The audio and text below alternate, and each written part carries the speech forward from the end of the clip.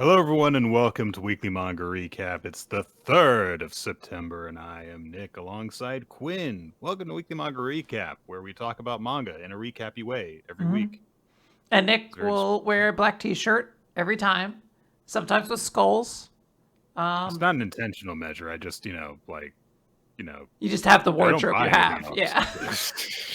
You have Spider-Man on this t-shirt, so it's different than a skull, although Spider-Man does technically have a skull, so... It's actually Bret Hart, but drawn in the style of Spider-Man. That's amazing. So, I was going to use that to tangent off into, are you excited for the Spider-Man Magic the Gathering set? But now I'm just more intrigued by the idea of Bret Hart web slinging.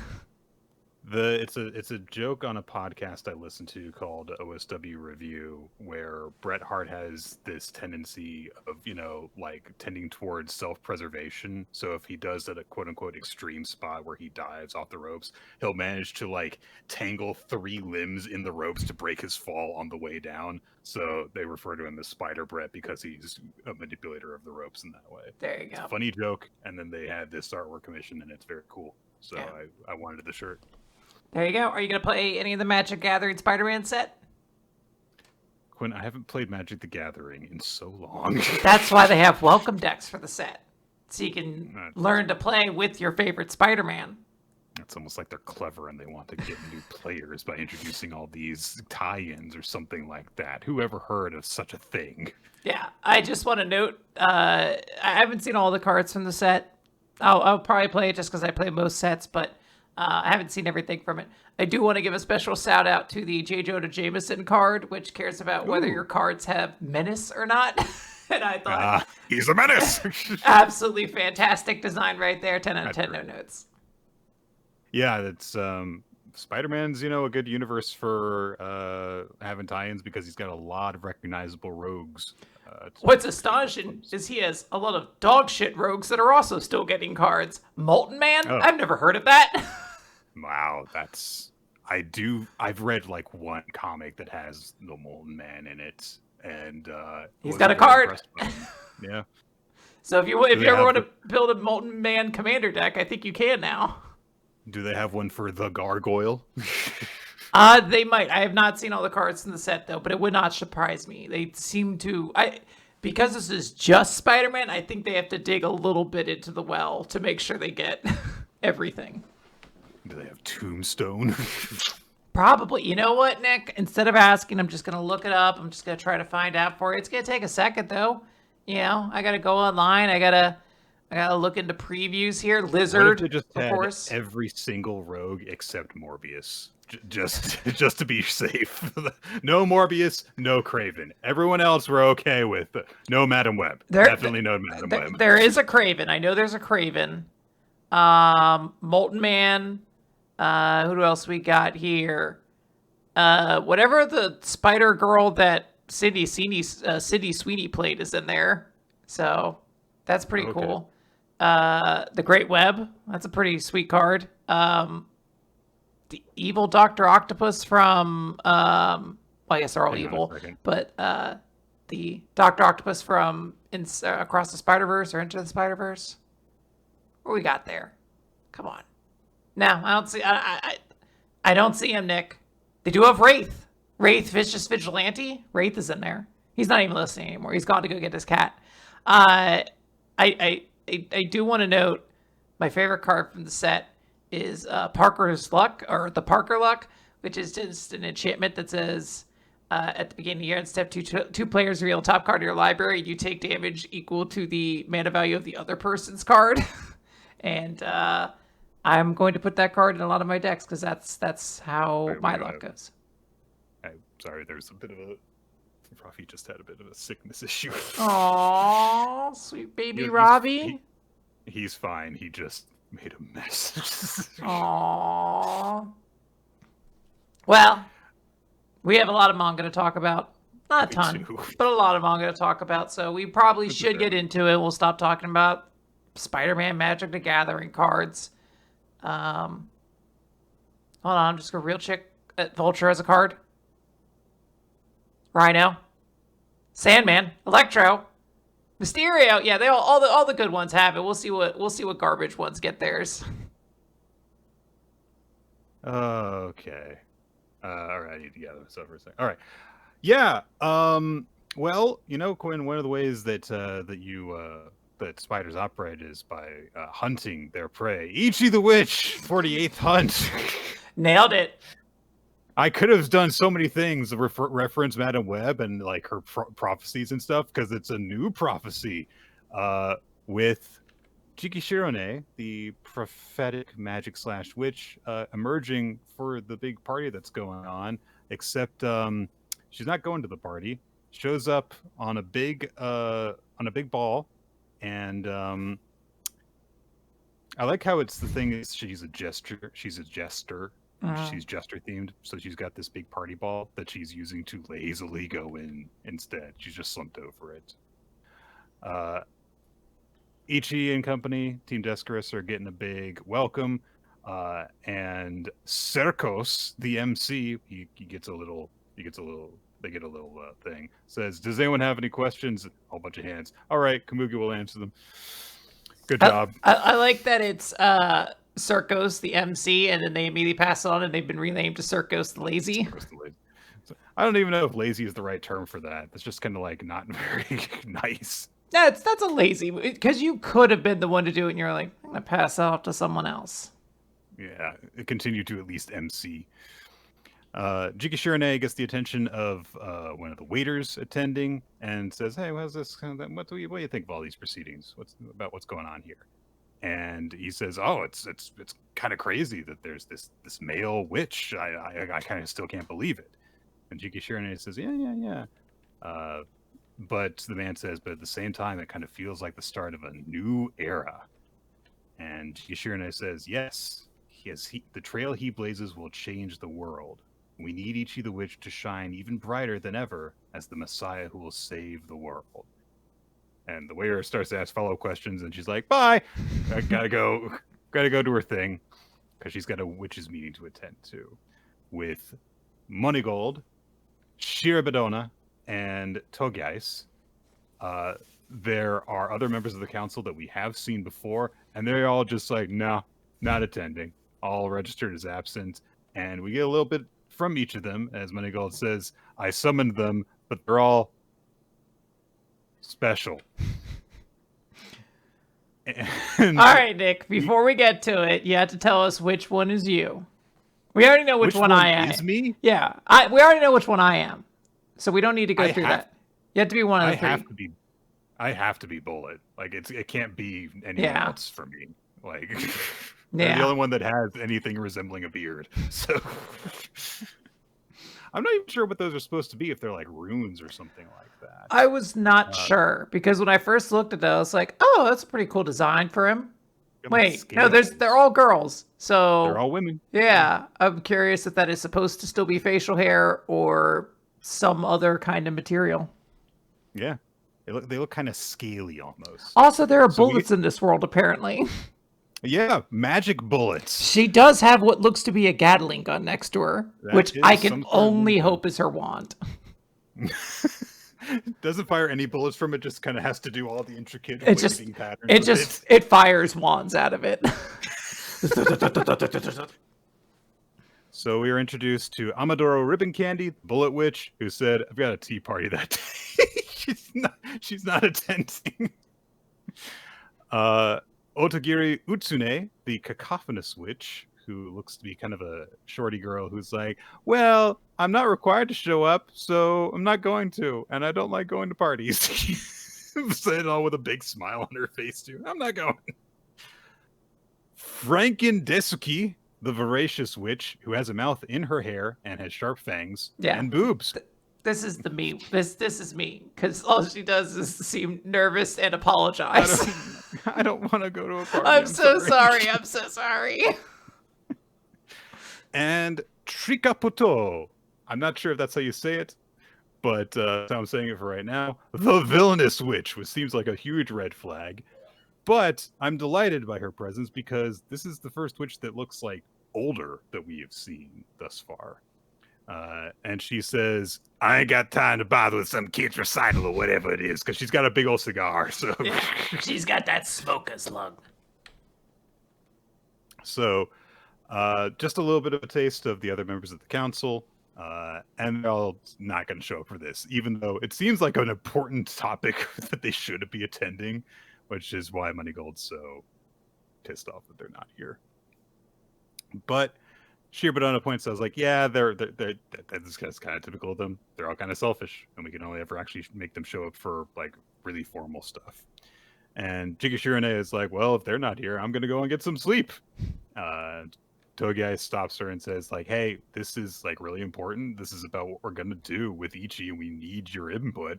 You know, considering the last time that they met over this, she gave this prophecy that said that he was really important and was going to die and stuff.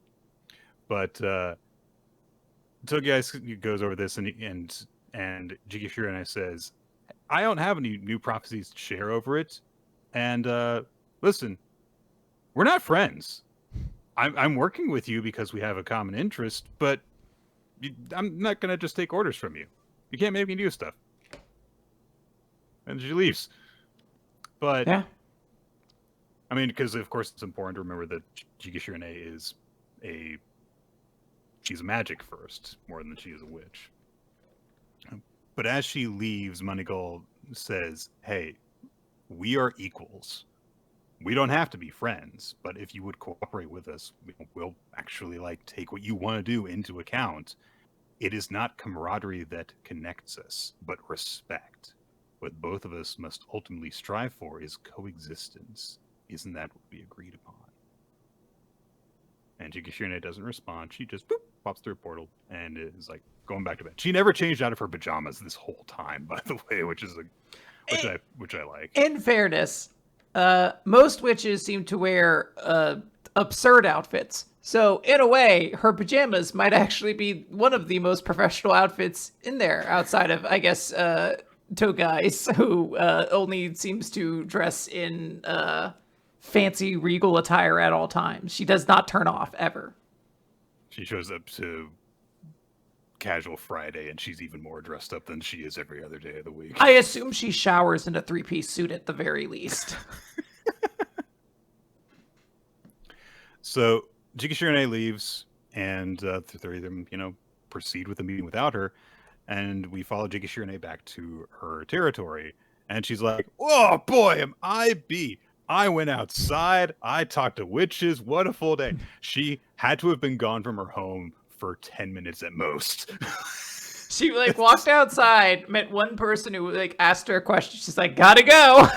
And then she went to a meeting that they were like, no, not many people are here. And she's like, cool. Well, I haven't had any prophecy, so I'm just gonna head home. This is very comfortably unemployed energy, where it's like you're unemployed, but you are so stable in your life that you don't need to work. She's like, yeah, I just would do whatever, go back home and sleep. But she recalls that she's there. Moneygold's words like, hey, we're equals in this. And she's like, it's all so dumb. But it's time for bed.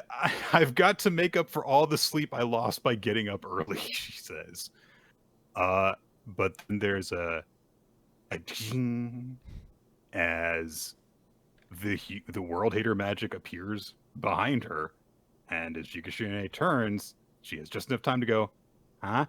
Before he gores her with his staff, and warps her while stabbing her. And then Jigashirane comes to and wakes up, because it was a prophecy of some kind.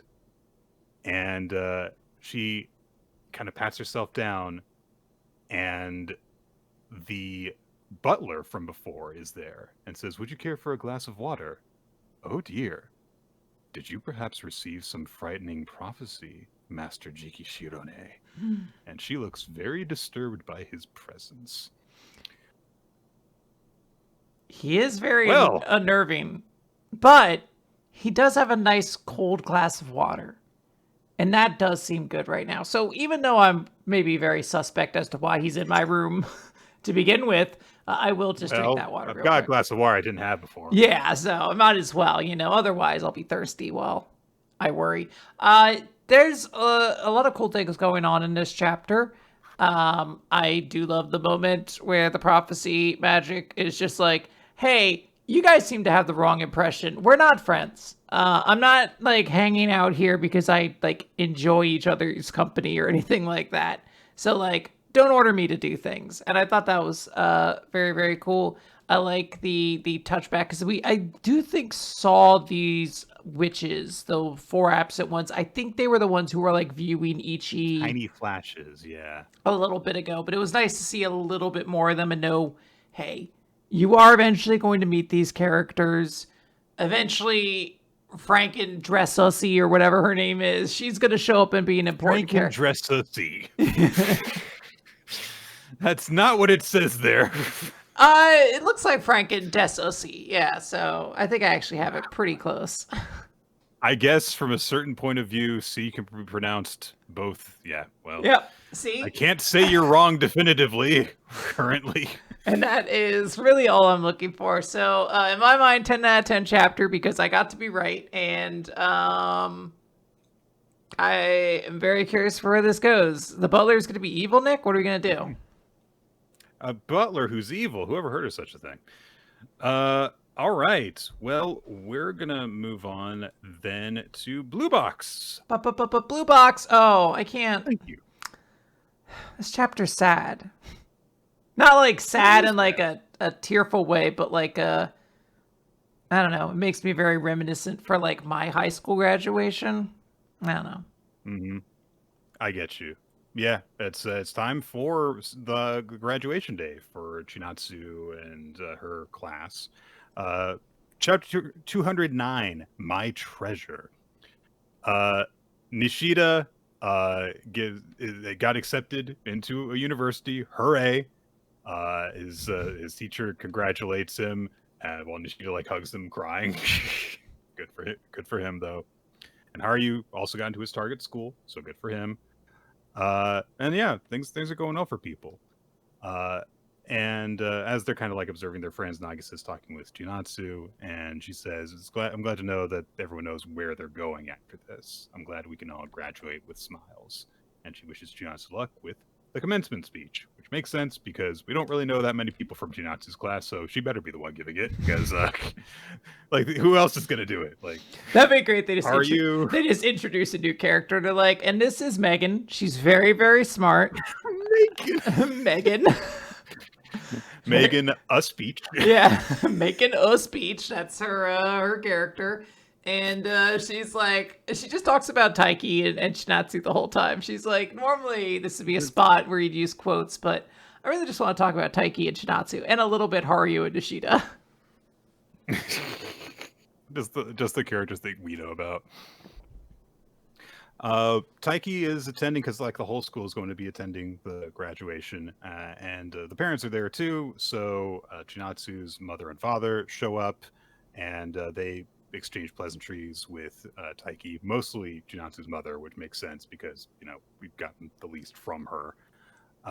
And she says, I believe that Chinatsu had a fulfilling high school life because of you, which is very sweet. Yes. And like it's not just a matter of like, oh, thanks for like being my daughter's boyfriend, but also he's the reason that she stayed at the school.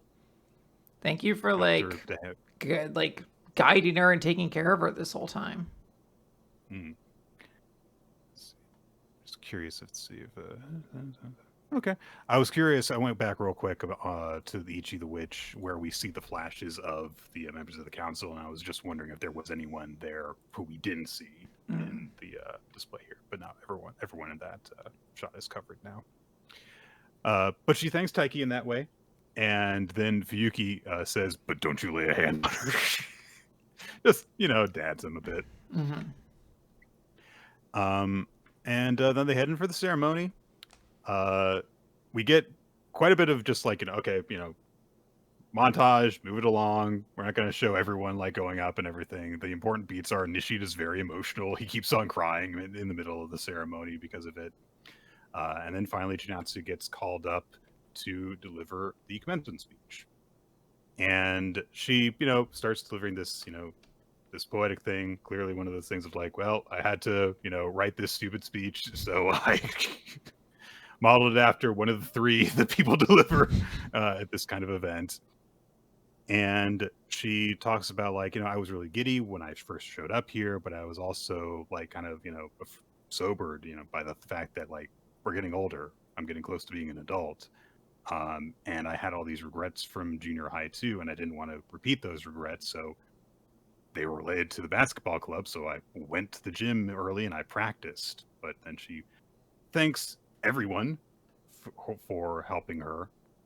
And it's nice because she says, I cannot thank enough my caregivers, which of course could mean her family.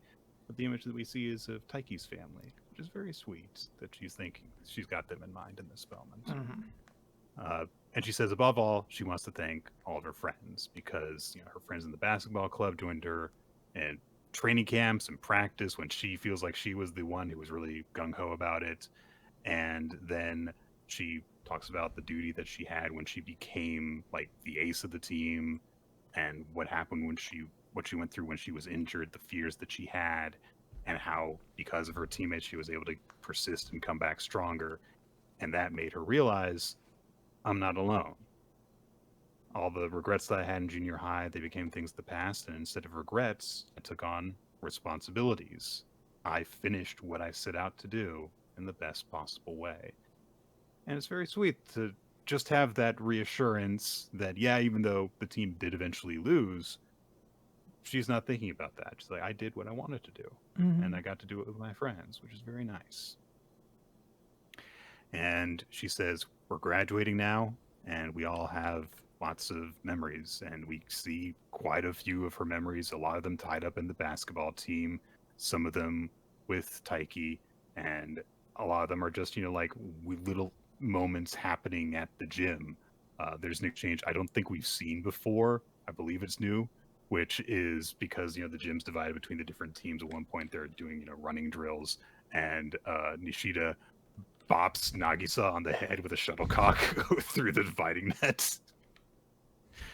And Nagisa says angrily, "You landed a critical hit on the crown of my head." It is exactly the spot on the head where you're like, come on, dude, that's where you get extra damage. Like,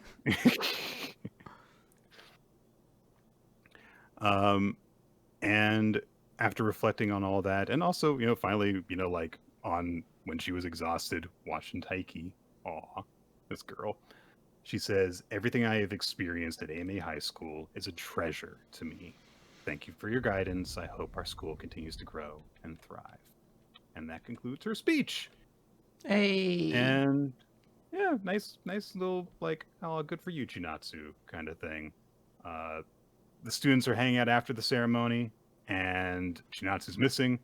There's like a little knowing look on Nagisa's face because, of course, Chinatsu's gone to the fucking gym. Like, her basketball career is over. Like, she's not playing on the team anymore. She still goes to the gym and starts shooting hoops. She hasn't even changed out of her full dress uniform while she's doing it. And Taiki shows up and greets her. And that's where we end the chapter. It almost feels like you could like end the series. I was gonna say, if the series was just only about Taiki and Shinatsu's time in high school, it should end here because she is going to be moving on. Obviously, we have like half the cast still goes to school. But yeah, this did feel like a chapter you could close the series off on in some way if you needed to. So this was very sweet. If you have certain nostalgic feelings for your high school time while reading this, yeah, I get it.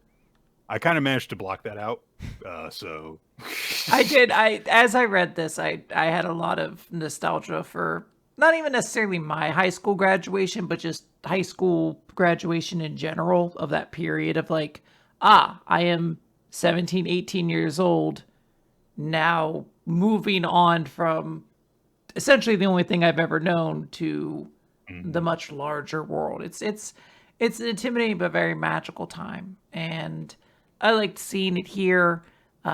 Just reminds me also how much I enjoy like the art in this series. Like, when we see Chinatsu up there, it's just nice to see like what looks like a human in clothes. I feel like so many other series would try to, give a more defined silhouette, whereas opposed to like this, it's like no, they're kind of like boxy clothes, just what they look like, Yeah. and it's just nice visually, feels authentic in a way that I don't see in many other like high school based manga in Japan.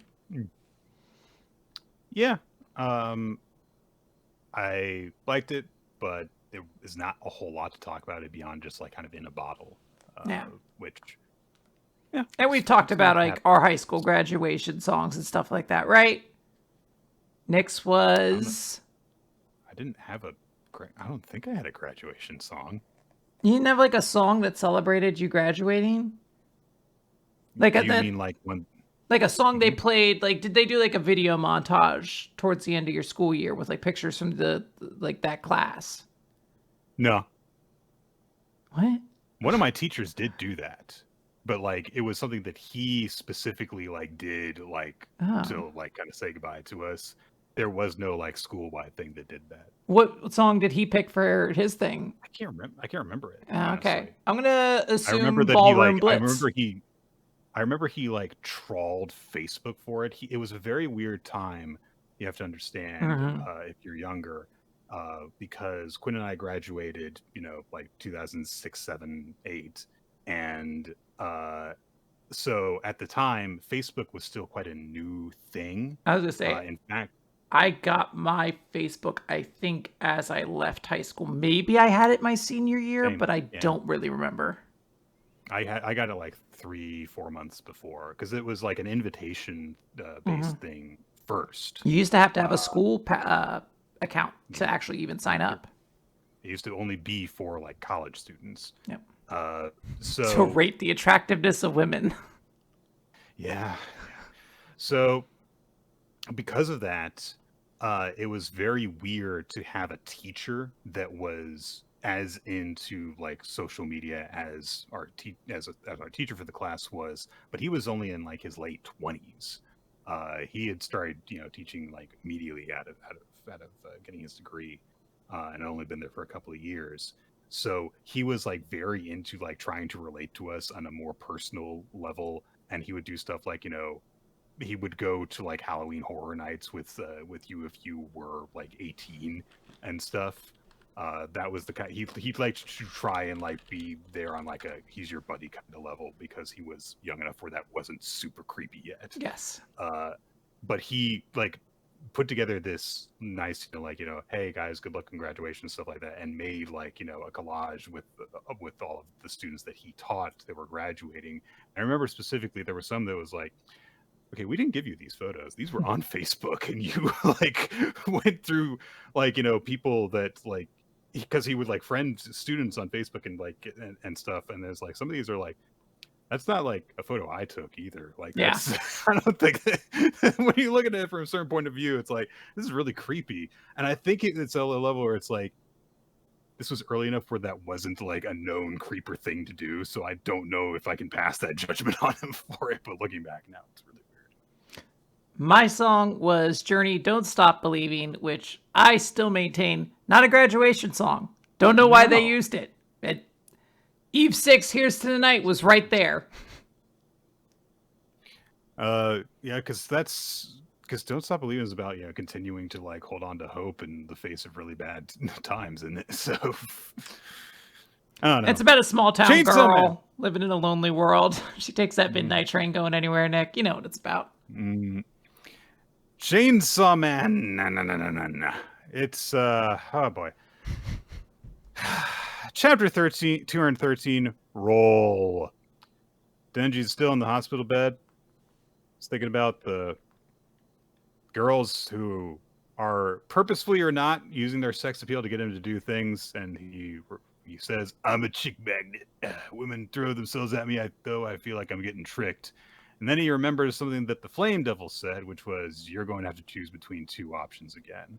And then she's like, "Is this that moment where I have to choose?"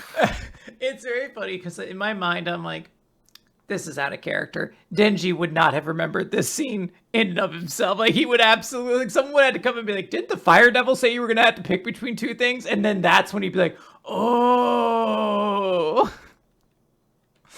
Also, I do like how he has imagined both scenes wrong. So he is imagining that Fumiko is like posing for him, and it's like, I think she just took a photo. But also he's imagining death without the giant gaping hole of no organs, which is what she was trying to show him to begin with. Yep. All he cares about is the panties. Yep. Yeah. And also her saying, "Beat War Devil for me." It's like, God. It's crazy. Denji born in the wrong time. If he had been born in like 2010 and could just go onto the internet and just type boobs into Google, he would be blown. He would. The series would be different. It might not even happen. Someone starts throwing rocks at the window. So Denji gets up. Turns out Yoshida's outside. Just as that happens, Death seems to realize something, and we see a shot of Fami's face too. Denji goes to talk to Yoshida, who's standing out in the rain, and Denji says, "Why are you standing out here?" And Yoshida says, "I wanted to see the school." And he says, "I was able to enroll, thanks to you. Because, like, we knew that there was a chance you would enroll in high school, so public safety hired me to enroll here so that I could guard you while you were at school. And I didn't really want to do it at first, but in retrospect, it's pretty good deal." And then she says, "Do you trying to get something out of me? Because everyone's hitting me up for favors, but if you flash your undies at me, it's not going to work." Okay. But Yoshida says, "Well, I brought pizza and drinks. Do you want to eat with me?" So they go into one of the empty classrooms. Denji is the only one eating the pizza. And he does say, "Hey, aren't you going to eat?" And Yoshida says, I like watching people eat." And Denji has a brief moment where he thinks about his time with Power and Aki and how Aki would kind of do that. And he says, "Some guys are like that." Aww. So Yoshida keeps talking about, like, some of the stuff that some of the time that they had at school, where he's like, "Hey, remember when you were going to, transform into Chainsaw Man on those delinquents?" And then Yoshida, says, like, "Yeah, I punched them all out so that you didn't, get discovered like an idiot. Hang out with you is hard work, but those memories still make me laugh." And then she says, "Did you just come here to feed me? What's going on?" And Yoshida says that he came to say goodbye, because they're not going to see each other again. So he gets up and offers his hand to Denji and says, "Hey, thanks. I had a lot of fun going to school with you." And then she says, "Yeah, sure, yeah. Thanks for the free food." Takes his hand and shakes it. And Yoshida says, "Sorry, my role is to be a switch." And then a huge explosion. What a fuck. He didn't even let Denji finish the pizza. There's still lots of pizza left, and it's now destroyed, I presume. The pizza might be strong enough to survive an explosion, but probably not. Not with those 90s pizza? Never. Maybe the pizza was the bomb, Quinn. Oh, but then that's even worse. You ruined a perfectly good pizza. By filling it with, nitroglycerin. And green onions. Ugh. Gross. I want to feel more in this moment because Yoshida is the only character left now from part 1 that is relevant in this series. Like, no one else, everyone else is basically dead. This feels like it should be a big deal because Yoshida has also been pretty present throughout the series of part 2. But Kishibe hasn't shown up, Kobeni hasn't shown up, so yeah, it's pretty much just Denji is the only really recognizable character that's been showing up and doing stuff now. Yeah, but it's one of those things where oh, cool. I don't really remember you guys having a ton of moments together, but fair enough. This guy is one of the few faces I've seen for a while. I am sad that he is apparently just being used as a suicide bomber. It's a cool moment, but This is a series that like continuously just keeps kicking you in the genitals over and over again, and anytime you try to get up it just kicks you in the genitals again, and then kind of like looks at you and screams like, aren't you having fun? And I'm like, not really. Usually you pay someone to do this. This just feels uncalled for. I do feel a sense of impatience settling in with the series at this point. It doesn't really have. I don't really have a problem with the sadness parade going on. It more has to do with the continuing devolution of Denji's character. The longer that we isolate him from any form of support, and I do at least. I hope that at least we get some sort of indication of that being purposeful. Like there's got to be a thing at some point where someone's got to point out that he's kind of relying on those habits that were keeping him going when he didn't have anyone to call a friend before, in order to like just kind of keep on going, because like he's lost his little sister, he's lost his pets, he lost all the people who were helping him out when he was in trouble, he lost the girl who like seemed genuinely interested in actually helping him, and he lost, you know, the guy who at least purported to be there to help him. So it's a continuing isolation of Denji and giving him people who, you know, like he doesn't have friends anymore and stuff, and he's just continuing to act like an immature loser again in ways that are making him increasingly unlikable too. Just all this stuff is going on, and it's like, I got to see pennies. It's also not rough. endearing. Yeah, the characters he's now surrounded with as well aren't particularly fun or like all that likable. So it's just rough in general to read the series. Like I don't really get excited when a Chainsaw Man chapter comes out right now. It's kind of like I hope this is going to be super depressing. Mm-hmm. Well, onwards we go. Yep. Let's move. No Donda this No week. Donda this week. Donda don't have it this week. We do, however, have Spy Family, chapter 122. Yor heads out. She's going to be meeting with her work friends, which she notes to herself is because they are apologizing for accusing her of having an affair. Continuity. At least they're doing that. You know what? As a little bit of a recap from the previous week, Yor passed on the journal that Melinda left with her, and Lloyd picked up quite a bit of stuff from it, including something very interesting about their neighbor Sigmund. And Anya, of course, reading minds, realizes that Lloyd got a huge tip from that and goes, oh no, my plan B is doomed and Mama's plan C is going well. I'm going to lose the war of friendship plans. I need to show Papa I'm a better agent. And fortunately, Lloyd is also thinking about the lead that he has about Professor Alton. And she's like, Grandpa Siggy and his friends with the evil super boss? I love, thank goodness, that Lloyd just has like full-on monologues as he's like walking around to the door. He's like, I must consider the information gathered from the notebook, which implicates Professor Sigmund across the door. If only I had a way to get over there, that would be me. And you're like, in real time, is this dude just holding onto the doorknob, just frozen still, like thinking these thoughts through? He has just seen Yor out and is closing the door after her while he's recapped the entirety of what happened. Nick, yeah. Tangent. I don't know if I'm allowed to do this, but they can't stop me. Have you ever heard the thing about, like visualize an apple in your head and then they're like, where is it on the scale from 1 to 5? Like how visible are you seeing this apple? I'm like a 3. 2 to 3. I don't really see the apple. Yeah. But I know the apple's there. If Anya read my mind, she's like, she just has like vague thoughts about things. Like this is impossible to parse. Yeah, I get that. That's a really weird insecurity to have. If someone read my mind, would they be disappointed in me? I'm like, I should apologize now. If Jean Grey, in case you're listening and you ever try to read my mind, I'm so sorry. It's a mess. I'm trying to clean up there. There's only so many hours. Look me up. Secondly, yeah, I'm sorry for everything. Anya of course, very obviously goes like, I feel like doing studying right now, and I can study really hard when when I get to see Grandpa Siggy. And so Lloyd's like, oh, great opportunity. And Anya thinks to herself, I am agenting so good right now. I like they're both in like the heh, like all according to plan.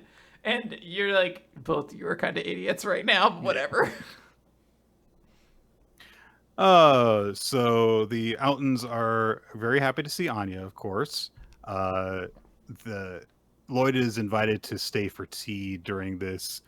So Sigmund goes to study with Anya while Lloyd speaks with his wife, and Lloyd just thinks to himself like that. Okay, I need to find a way to like surreptitiously, sneakily, elegantly get the information I need out of them without arousing suspicion. And Anya just says to Sigmund, I want to learn about evil organizations. Bold faced right into it. Unfortunately, they think that she's adorable. And Sigmund's wife says, she's just like you. Because she's, just really curious about this kind of thing.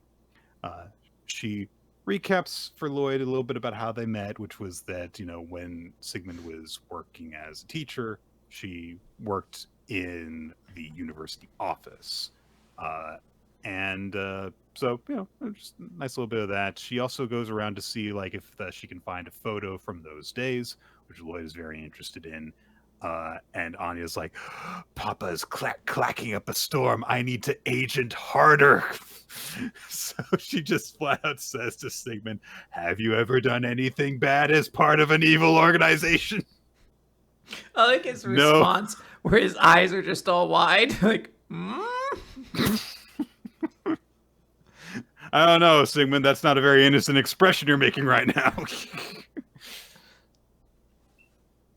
But he gives a very educated answer, which is, I can't say for sure that I haven't done anything as part of an evil organization because you could include warring nations under that definition. So I don't know. And his wife says like, oh, you've done nothing but devote yourself to the nation and to its people. And Anya says, did you fight in the war? And Sigmund says, no, because I was a physician, I was a scholar, but I was enlisted by the country to pursue related research. And so Lloyd says, oh, well, did you happen to get to know Chairman Desmond, the prime minister in those days? And Sigmund says, yes, I did.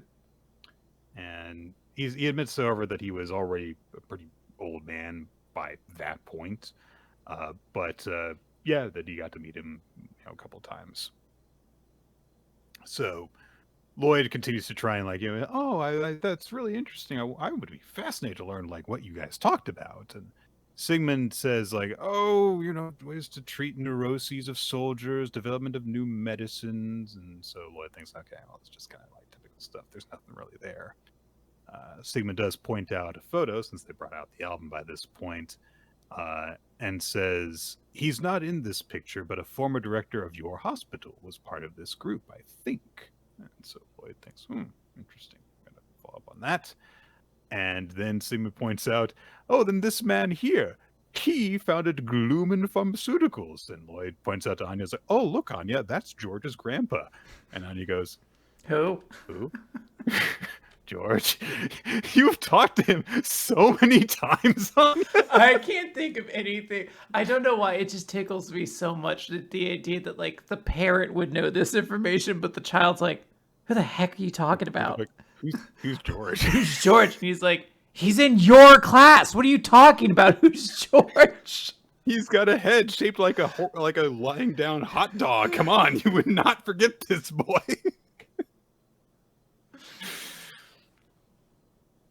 Oh gosh. Lloyd also brings up that Damien is in Anya's class, and says like, oh, and my wife and her mother get together sometimes, or his mother rather get together sometimes. And Sigmund does remember Melinda a little bit and says, and her husband Jonathan, the prime minister, he was a very serious man.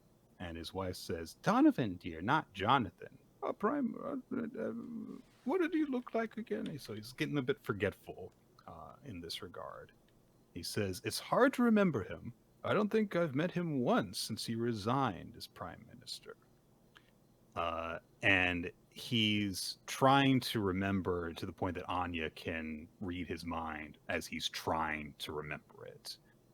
And she kind of is relieved by this because she's like, I guess he's not a bad guy then, because he doesn't really know the bad guy that we're after. But Lloyd is still thinking like, I can't lower my guard. And she's so Anya decides like, okay, I think I want to go home now. But Mrs. Houghton says like, don't be in such a rush. We haven't even had sweets. Sweets! I'll stay. Very generously. And Sigmund, still loves talking with Anya. He says like, "Oh, if you want to know about like weird secret organizations," and he starts talking to her about like secret societies. And Lloyd is observing this and thinking to himself like, "I'll still look into like the facility where Althen worked. I don't think we'll find anything out, but it's at least worth it." And meanwhile, Mrs. Althen says, "Siggy's usually so hazy from his dementia, but when Anya visits, it's almost like he's back to his old self. I love her visits too. Our son and his wife don't have kids, so she's as close as we have to a grandchild."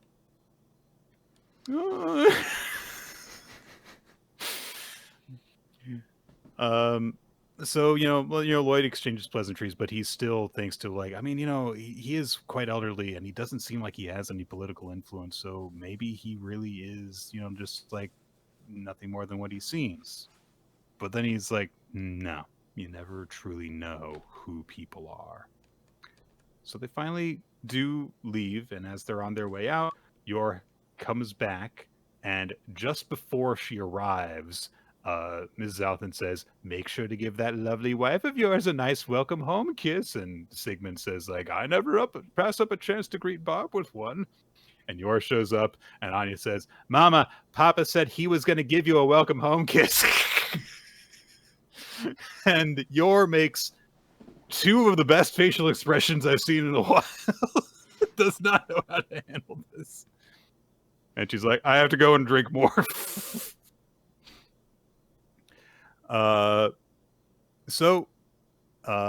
Night falls. Anya goes to bed. And in the Althen household, Sigmund's not doing well. He's having trouble sleeping.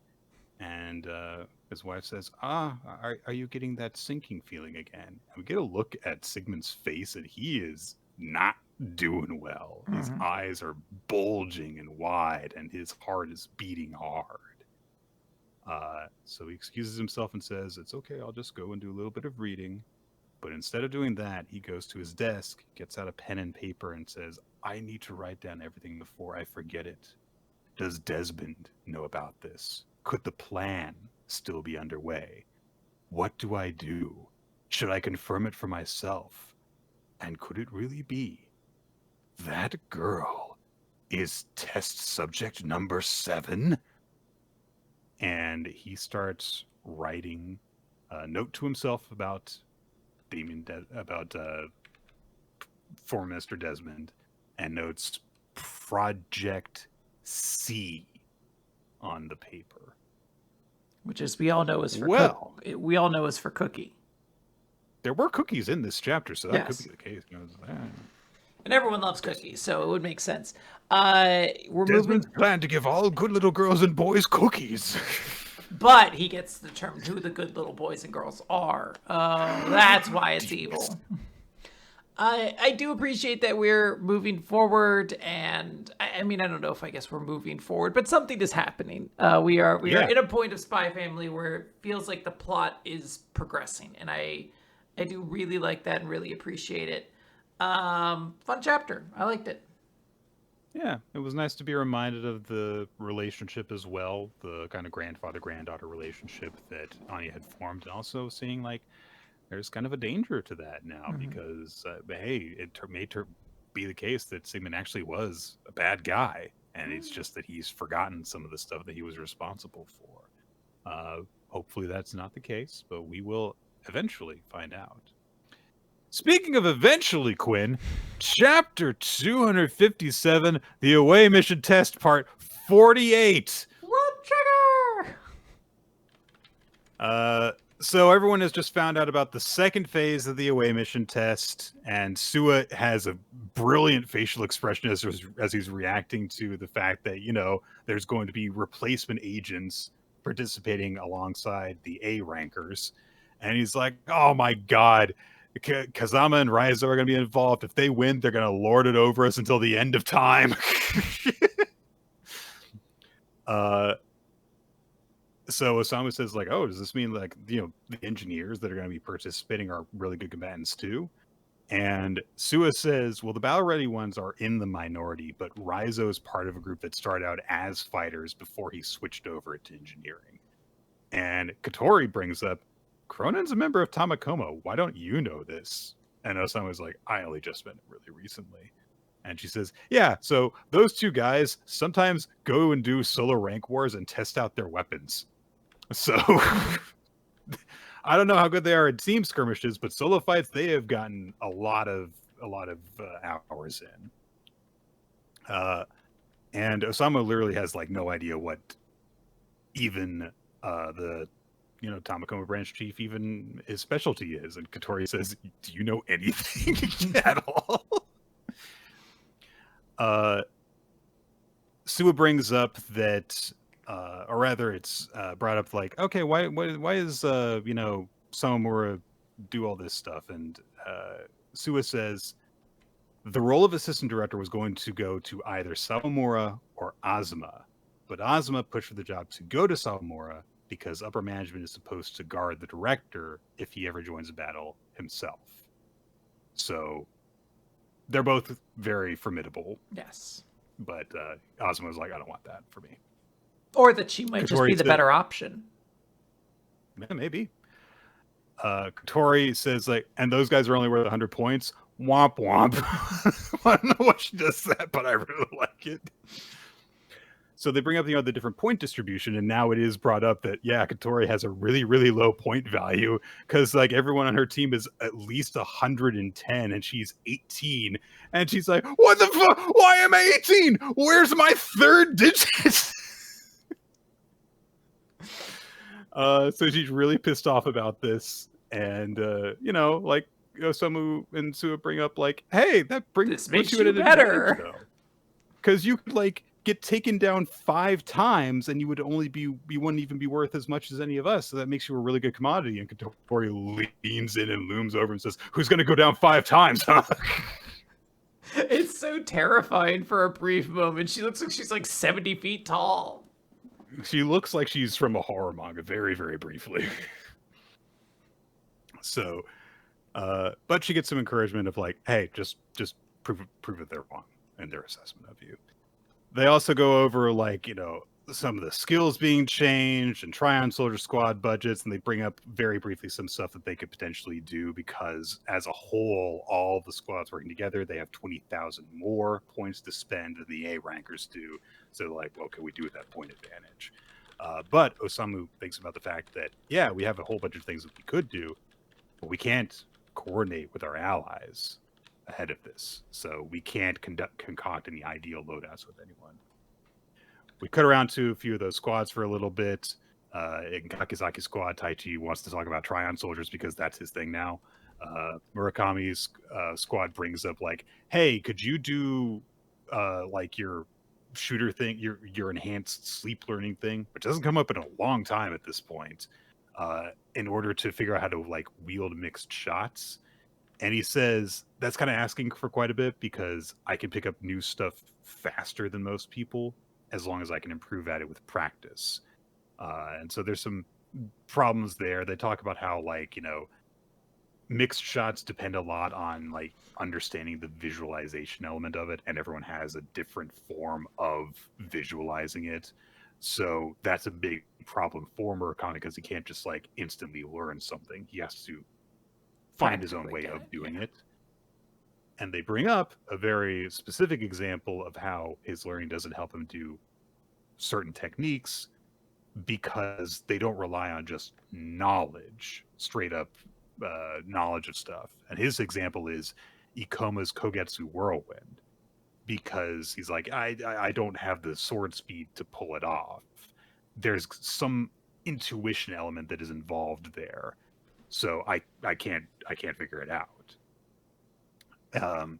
And there are other problems that there are other ideas that to discuss, but there's just a little discussion of technique styles there. Kitazoe Squad, God, I don't even remember these guys' names, but there is a nice little Kuchihara, I think, is the long hair. Yeah, Kikuchihara is the hearing guy there, and then it's Minami Sawa. I have no idea who this dude is. So he's really not done much to this point, but he was like the last person picked almost. And Kikuchihara is like, if I were you, I'd be kind of like really nervous. I'd be on edge about how you had gotten picked so late. And he says like, why? And Kikuchihara is like, well, because like if you're not picked until the end, like that fucking loser Taichi, then it shows that people don't really think much of you. Like that smart guy Nick doesn't think much of him. It just seems so unnecessarily harsh. His only crime is wearing a dumb-looking hat, in your opinion. He won't take it off. What kind of brain slug is he hiding from us, Quinn? What secrets is Taichi hiding under that hat? What if he like pulls it off and there's like it's like a void? That'd be interesting. Then I'd be like, why are you covering up that cool looking void, you fucking loser? So then Minami Sawa says, even those who got picked last were guaranteed a spot on one of the squads, so why would it matter how early or how late I was picked? And also, if I'm not valued highly, that's just a chance to, overcome people's expectations and show them what I can do. So he's just very optimistic about it. And it's like, I don't even know who this guy really is. It's just a nice little sentiment for him to share. Yeah. In Suwa Squad, oh gosh, I have completely forgotten this guy's name. So Osamu is talking with, oh god, I'm trying to see. I learned his name before this because I knew we were going to discuss it. I knew we were going to have to discuss it. Is it Ui or Oki? Yes, that's it. Okay. So they're in the two-person room for this, and it is Oki. So Osamu, kind of like nervous, and he brings up like, "Hey, would you say there aren't actually many like B-rank agents who are hoping to join the away mission?" And Oki says, "I wouldn't really say that because they're very good, clear-cut goals for us to have. It's like, if you make nationals or if you rep Japan in the world stage. So if you think of it in terms of like sports, it's like it's a big accomplishment to get, even if you're not heavily invested in the actual going on the away mission thing." Mm-hmm. So Osamu's feeling kind of down about this, and Oki's like, "Oh, are you like feeling weird about the captain's evaluation that we did today?" And Osamu says, "Yeah, I was wondering if like you and Ui just kind of went along with Sua's decision to give me all the points instead of saying what you actually wanted to do." And I do like the recap of the conversation we get, which is Sua going, "Migumo gets a 500," and Oki says, "Uh-huh," and Ui says, "Yeah," and Katori goes, "No, I'm not happy with this. You only get 50 of those 100 points." But Oki says, "Okay, well, let's say that we were really wanting to go on the away mission. Even then, we're the types who would want to go with the whole squad, and that includes you. But in this case, it was your squad that won the right to join the away mission because you won in the rank wars. That's just a fair way of evaluating it. You don't have any reason to feel guilty about it." And someone's like, what about Katori's whole thing about like, losing out on bonus pay that you wanted to get? And Oki's like, I mean, that literally only came up because Urashima made a big deal of it like an asshole. So nobody was expecting that going into this arrangement. And so he's like, look, I'll be fine. I'm not going to this isn't going to like ruin my finances or anything if I don't get a bonus out of all this. So Osamu's still feeling uneasy. So he brings up, have you ever been to Border Children's Home? And Osamu's like, what's that? And Ogi's like, it's, a place where Border takes in and takes care of kids who lost their families during neighbor invasions. And he says about half a year after he became a full agent, he went there as part of a job. Like they were like, okay, we're all going to Border Children's Home to visit some kids. And it's training in a sense because it makes us consider what we're actually fighting for, who we're fighting to defend. But Oki went to a couple of kids who were just hanging out in the corner, just reading manga, or in one kid's case, an information book about fish. And Oki's like, "You want to play with us?" And one of the kids says, "What's the point? You guys are never going to see us again."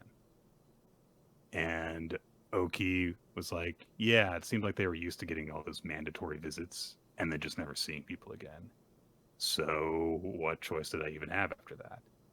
And he made a point of anytime he had a day off, going to visit those kids. And he says, like, I've been visiting them for half a year now. And there's a really cute panel of him hanging out with the two kids. Like, well, one's like he's playing video games with one. The kid who's really into fish is still reading his fish, but he's like curled up and he's got It's his head very on cute. Oki's knee.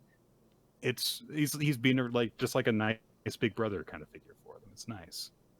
And he brings up, you know how my Tryon body has a visor? That came from those kids. Like, so there's like one time they were watching like a border defense report on TV, and he's like, "Look, that's me." And they're like, "We can't even tell who you are because you've got no flare." And he says, "Yeah, they could spot Taichi because of his stupid hat." They don't So say they told me that stupid. I should have They my own don't hat. say stupid hat. They just say because of his trademark hat. I don't know. I think there might be a translation issue between our versions. We'll have 'Cause I to. feel like I have them. We'll have to check out the raws. We're gonna Yeah. check out. See, we're gonna do some translation. And we're like, well, technically, trademark can also mean stupid in some languages. So Trademark can mean stupid. I would like to stupid a new term. So that people have to pay me money if they use my stupided term.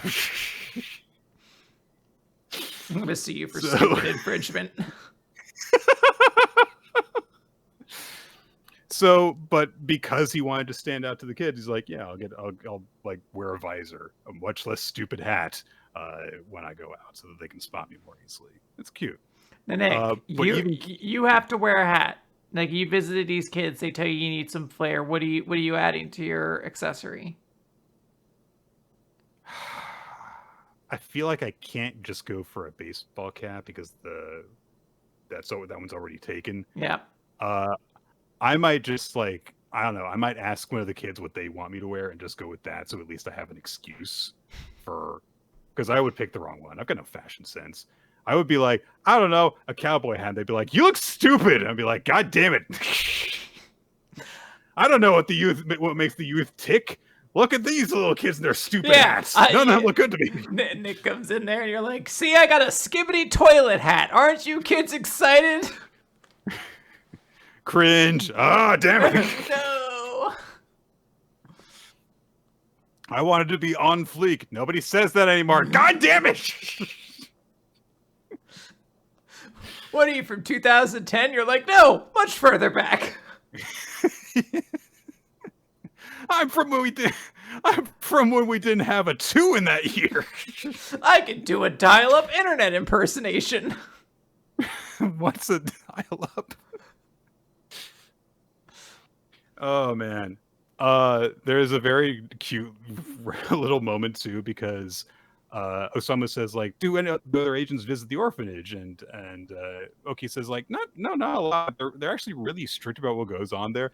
We're not supposed to bring gifts or care packages. And of course, the example we get of someone who tried to do it was fucking Ikoma, because of course he tried to bring food to the children. Yeah. What a good boy.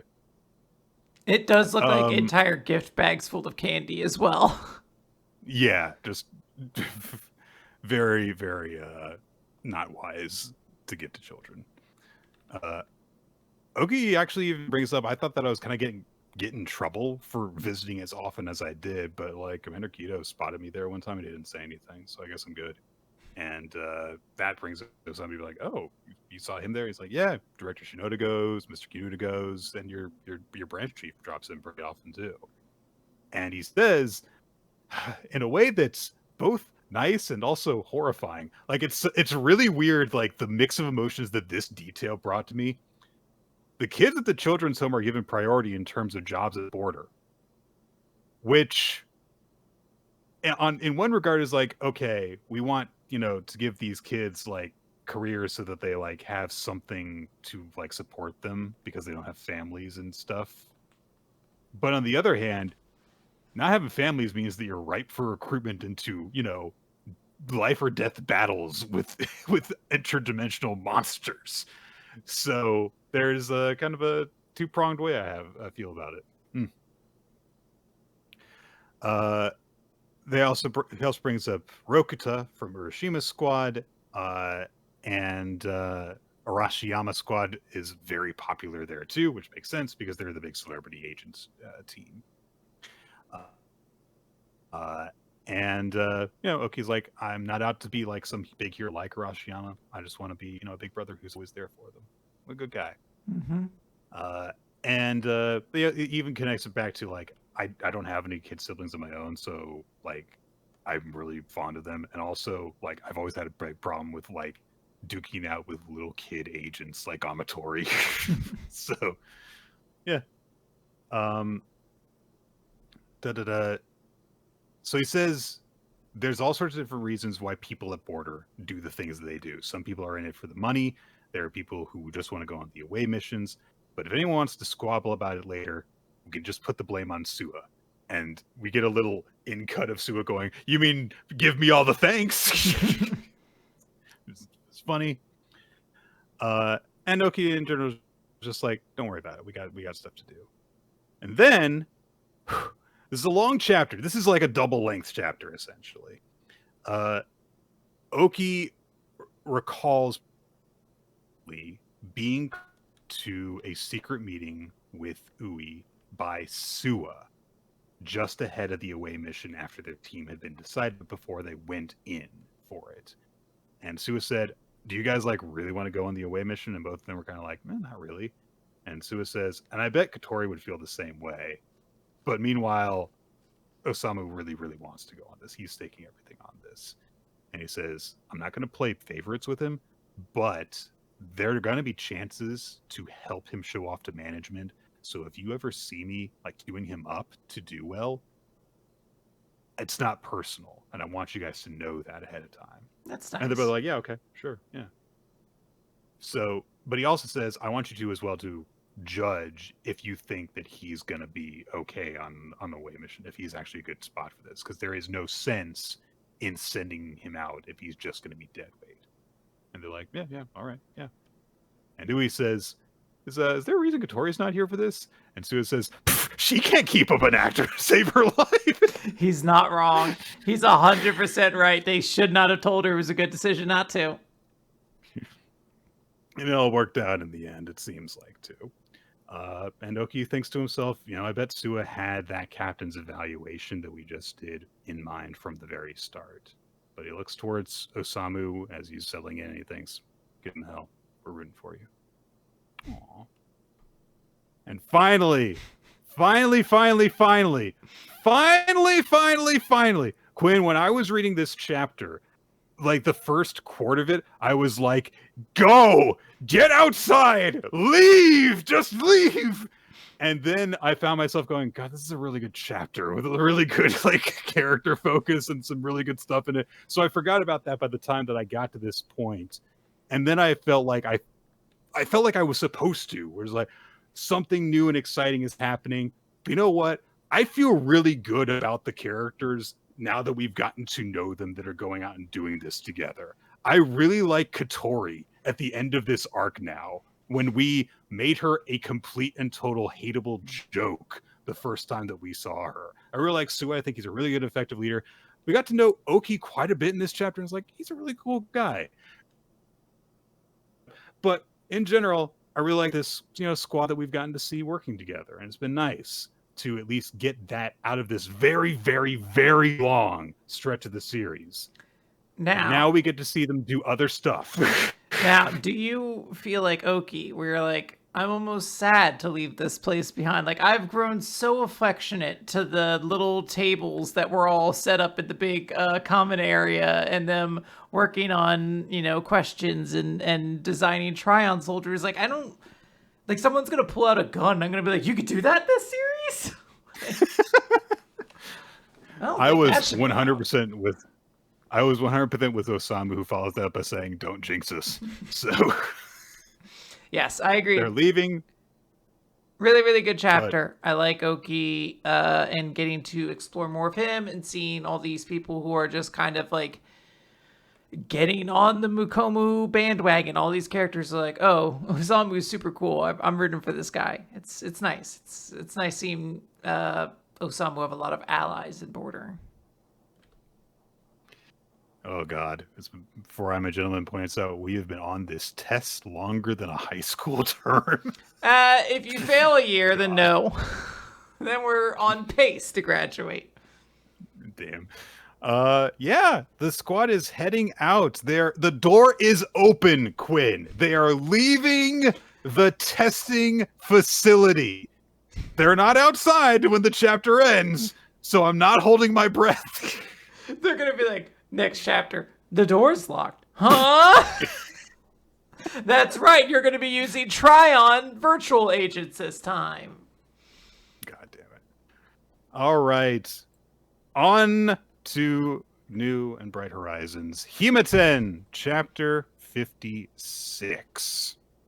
Yeah. Yeah. Mall tour Kana.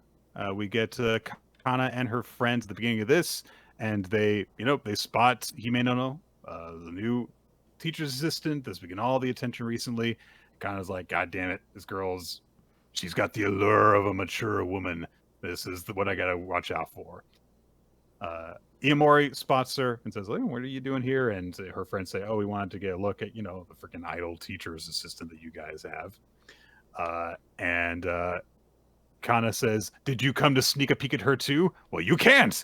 And Iamori's like, she's my homeroom She's PA, my homeroom teacher assistant. I'm going to see her all the time. But he also kind of awkwardly says, "I actually need to talk to you about something." And Kana's like, "You never come to talk to me. What's up?" And he says, I need your help with something." And immediately Kana's friends like push him to go, yeah, Kana's whole day is free. Yeah, absolutely. Come on. So he says, "Yeah, so Shuji and Mikoto's birthday is coming up, and I wanted to get your advice about something to get for Mikoto, because she is a girl, so that makes sense for a 16-year-old or whatever to need to ask for advice on." And Kana's friends are both briefly like, "What the fuck? You're asking her for advice for a gift for your sister?" And Kana's like, "Yeah, let's do it. I want to give her something too, so let's pick out gifts together." And so they're like, "Yeah, let's go shopping together." So it worked out the way that her friends wanted it to anyway, because they're going to go spend some time together. So as they're riding the train, Kana brings up, you usually kind of like go to Himari for advice, and Himari's like, "Yeah, but she doesn't know Mikoto. You do. You seem like the best person to get advice from, at least in terms of like what she would want." So they go to the mall, but Kana's kind of like, "I don't really, know places in Tokyo to shop yet," because she's, still getting used to the city. And Himari's like, "Oh, right, yeah, I kind of forgot that you only just got here." And kind of briefly like, "You didn't remember that about me?" No. I saved this image so I could use it in case my boyfriend ever mentioned something that I've already said. I'm like, "You don't remember that I told you my favorite pie is key lime?"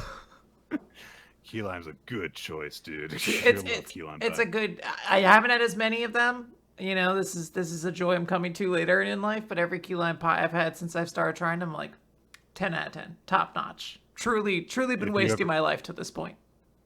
If you're ever in Florida again, we gotta get key lime pie, because Florida key lime pie, that's where it's at. So. Kana and Iamori go into a shop. They're going looking through books. And Kana says like, "Yeah, Mikoto seems smart. I can't really get a read on Shuji though," which makes sense because we've gotten to see very little of him, even in comparison to Mikoto, who at least has made a couple other appearances beyond like the introduction we got to them. And Iomori says, I think he could be worse than me, which is interesting wording with no context to it. It was one of these He's things worse I'm than like, me. what does that mean? What does that mean? Type Like, I'm confident that you know what that means, but I don't. Himamori, you're an extraordinarily nice boy. Do you have some like deep-seated things about yourself, or do you just mean like he's even more anal retentive than you are? Like, what is worse in this context? So, and Iomori doesn't even like really have an answer for Kana because she's like, oh, not that he is worse. And he's like, it's too early to tell. In what regard? Explain things. This is truly a small segment. This is the most characterization that character has ever gotten, and it's so nothing that I'm like, I feel like I know less about him than I did before. It's very enigmatic, yes. It would be like they're like, what do they like to do? Like, well, Makoto likes to read novels, and what's the other one? Suji's favorite hobby is activities. I'm like, what the fuck? Like, you can't. That doesn't mean anything. Like, what is that? What do you mean?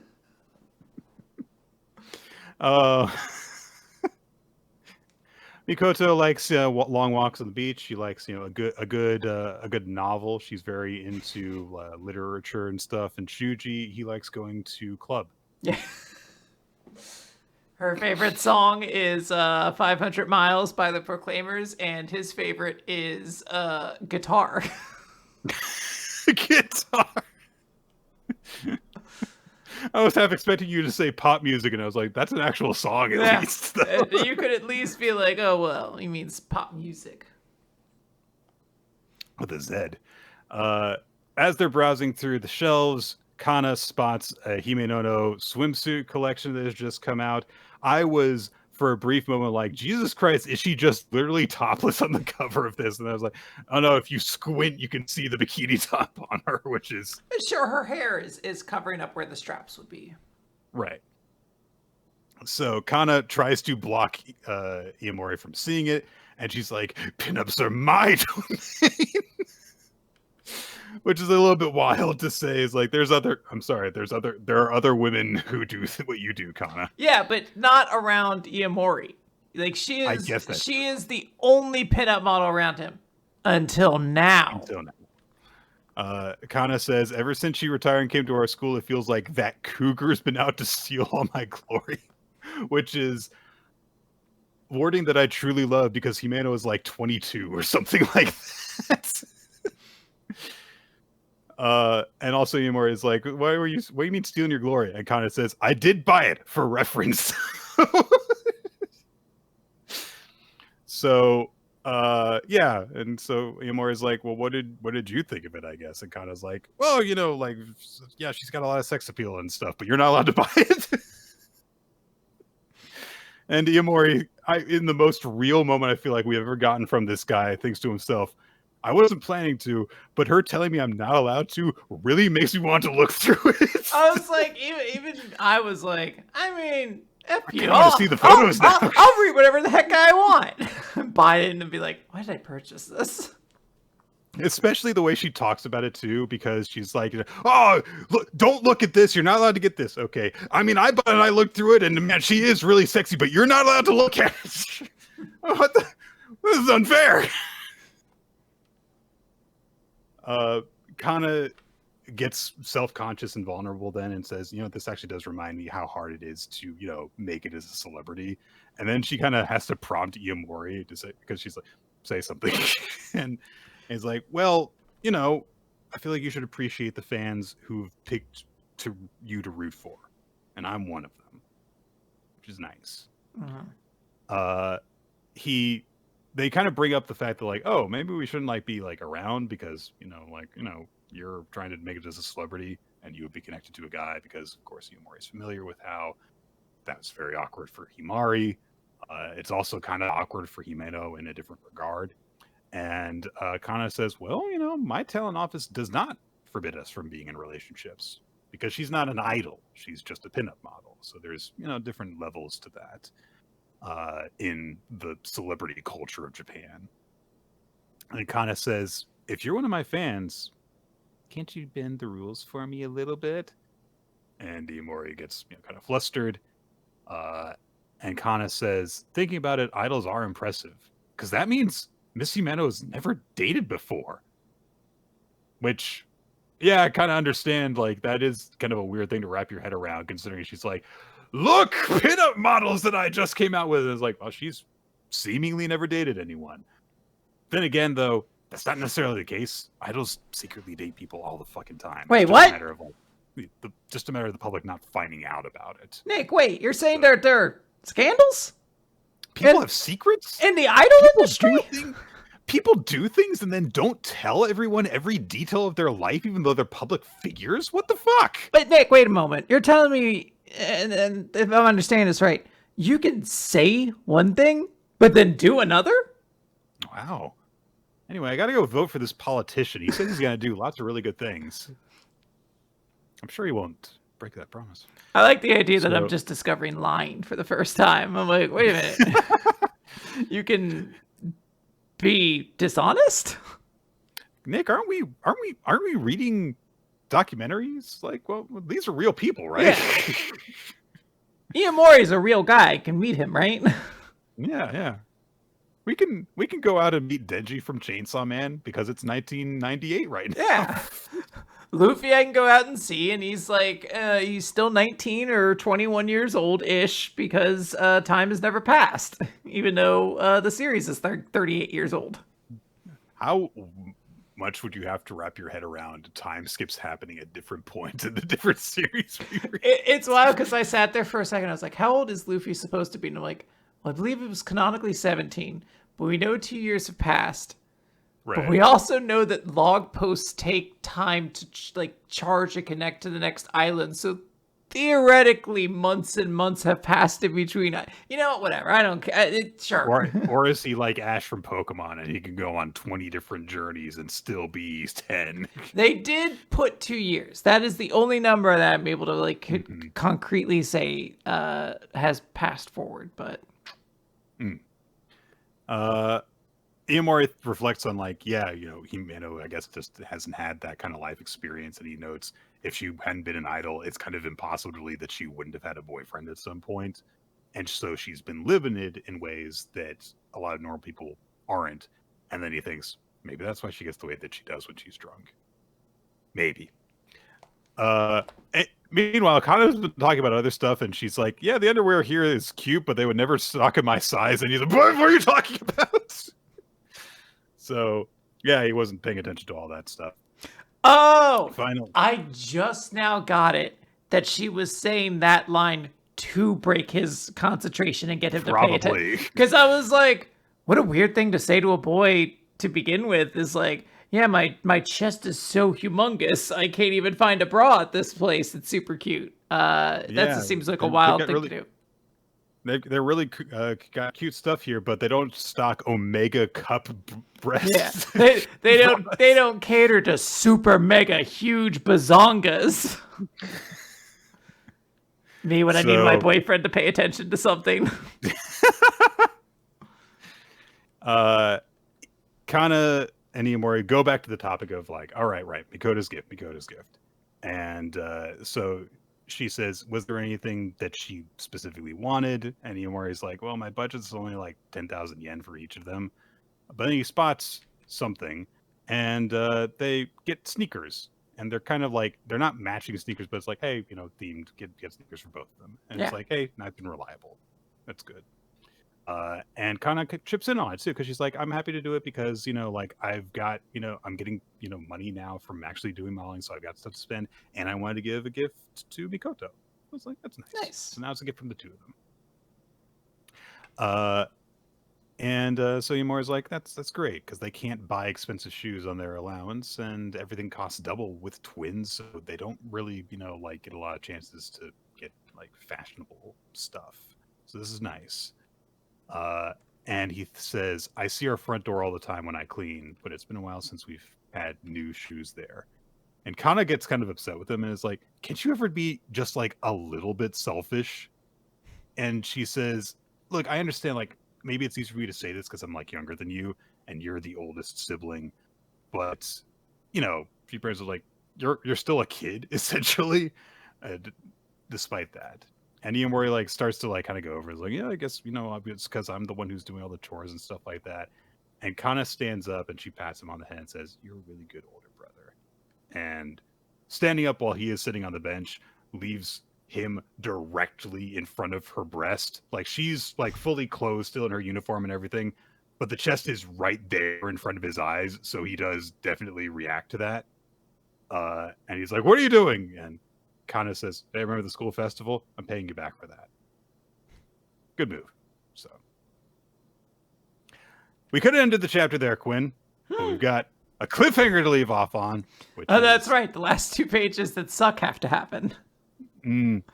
Kana goes back with Iomori because, you know, they're bringing the gifts together.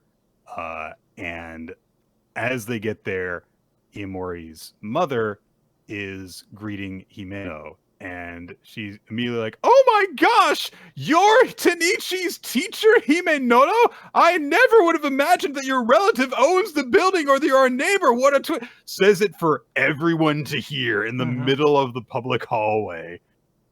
And after they've exchanged greetings, Kana, of course, takes all that in, and Himeno just turns and goes, "Oh, hi, Tenichi, welcome home." And Kana's like, "What the fuck is happening?" And yeah, that's it. Yeah. Yep. Someone else has learned a secret, Quinn. Wouldn't you know it?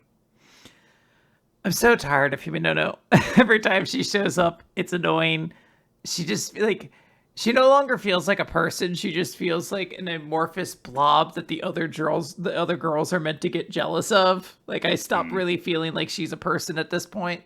So she just shows up at the end to be like, "Oh, it kind of has to be real jealous." I'm like, "Oh, I was actually kind of enjoying this chapter a lot." It's just a cute moment for Kana and Iomori to kind of bond over, you know, a little pseudo date sort of thing. And, you know, Iomori gets to talk a little bit about his younger siblings and stuff like that. I was like really super on board for it. And then like the last 2 pages, like, and remember, Kana's super jealous of her. I'm like, okay, I get it, but I really like I really like Kana and Iomori as a potential couple, mostly because I really like them as friends. I like the way that they get along and are able to relate to each other in the way that they do. And yeah, it does feel like a step down. I saw it at least one person, possibly more, comparing Himeno to Poochie on The Simpsons. It's like, you know, the character we got to keep on bringing everything back to now.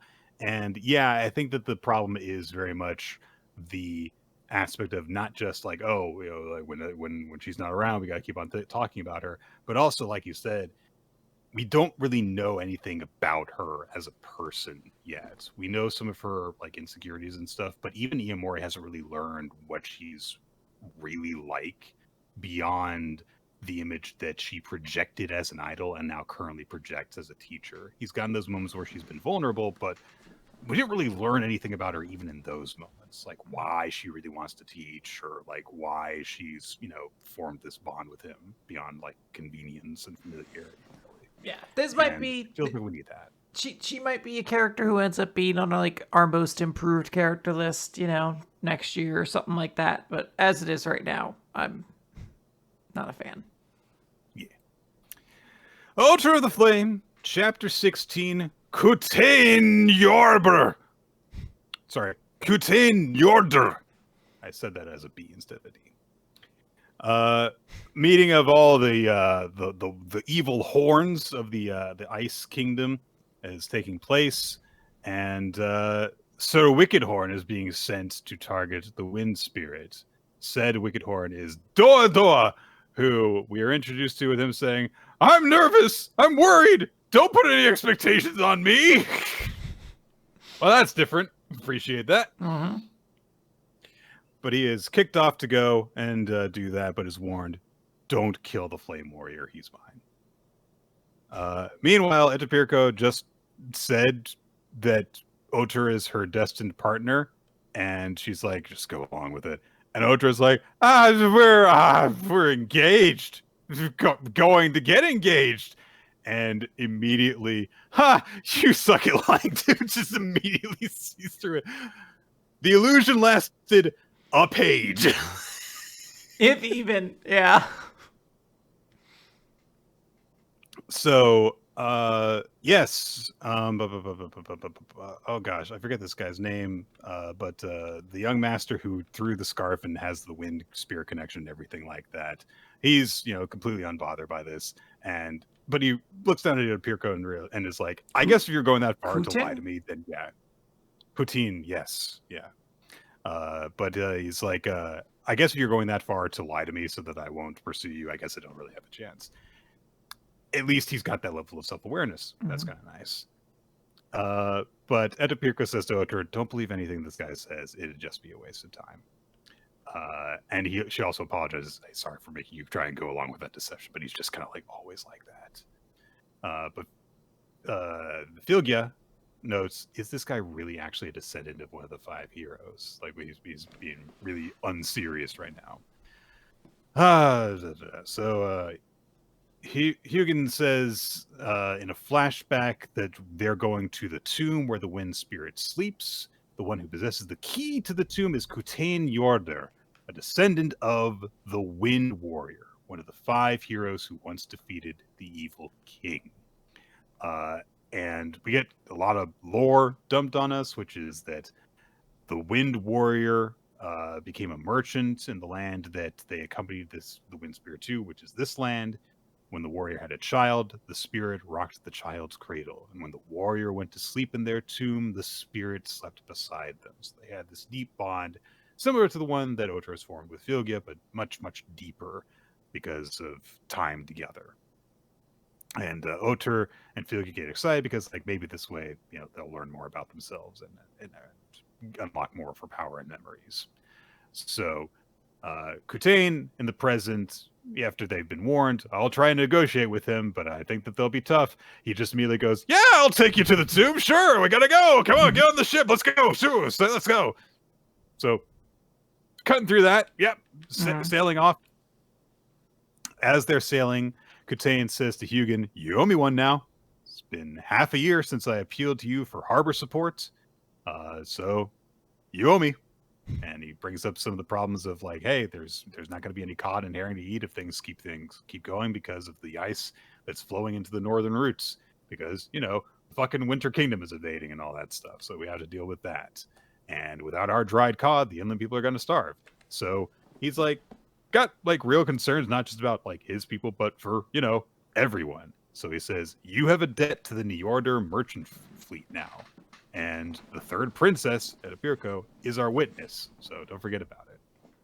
So cool little moment for Kutain, because it's just, like, yeah, yep. I'm doing you a favor, and now you owe me one.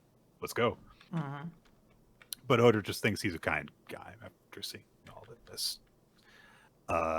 And Oter says, like, he's a kind realist. He reminds me of the Midnight Snack King's saga. And Etapirko's like, I have no idea what that is. And Oter's like, oh, come on, you must have heard about it. King Jotun was such a glutton. No, I don't know that. And Kutain says, and he just immediately jumps in. It's like, that he tried to taste the light of the stars. And time passes, and when we cut back, the two of them are arguing over, like, legendary warriors and who's the coolest. And Etapirko on the sideline says, so this is what happens when 2 nerds meet, which is a great quote. Okay. I had to remember this. I mentioned to my boyfriend, I was like, there was a quote that I was reading this, and I was like, I think I need to save this for earlier. And I was like, it must have been the one quote from Hima-Ten. I'm just like, I can't believe you got that. I think this is actually what I was thinking about. This is what happens when 2 nerds meet. And I just want to send it anytime, like, I, like, see someone just start talking with someone about Magic the Gathering or something like that. I'm like, ah. So the two of them talking silently for a bit, but then suddenly a huge ass monster emerges from the sea. It's got 3 heads and like these weird flower tentacles coming out of its maw in the middle. And so everyone's freaking out over this. So Hugin gets his weapons out. He starts doing stuff with feathers. It appears that he draws out. They form a barrier around the ship with us as he casts a spell. But the Doa Doa has already snuck on board the ship and is invisible. And he goes to stab Oter while he is invisible.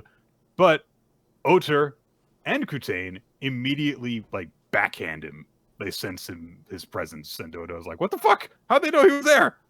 And both of them just felt some presence near them, with Oter's spirit sensitivity and Kutane saying he felt a weird breeze.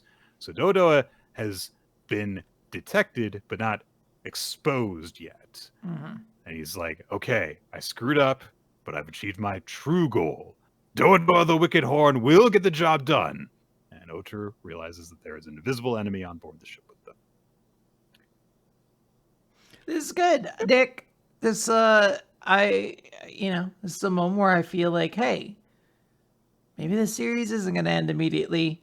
Might still happen, but at least I'm going to enjoy what we get. So, a new adventure starting. I'm just kind of excited to go along with it, see what they do. Mm-hmm. I'm really a fan of the new character as well. I'm not going to remember his name. I'm going to call him Wind Boy, Wind Merchant, Wind Dollar, and we're just gonna see which one sticks.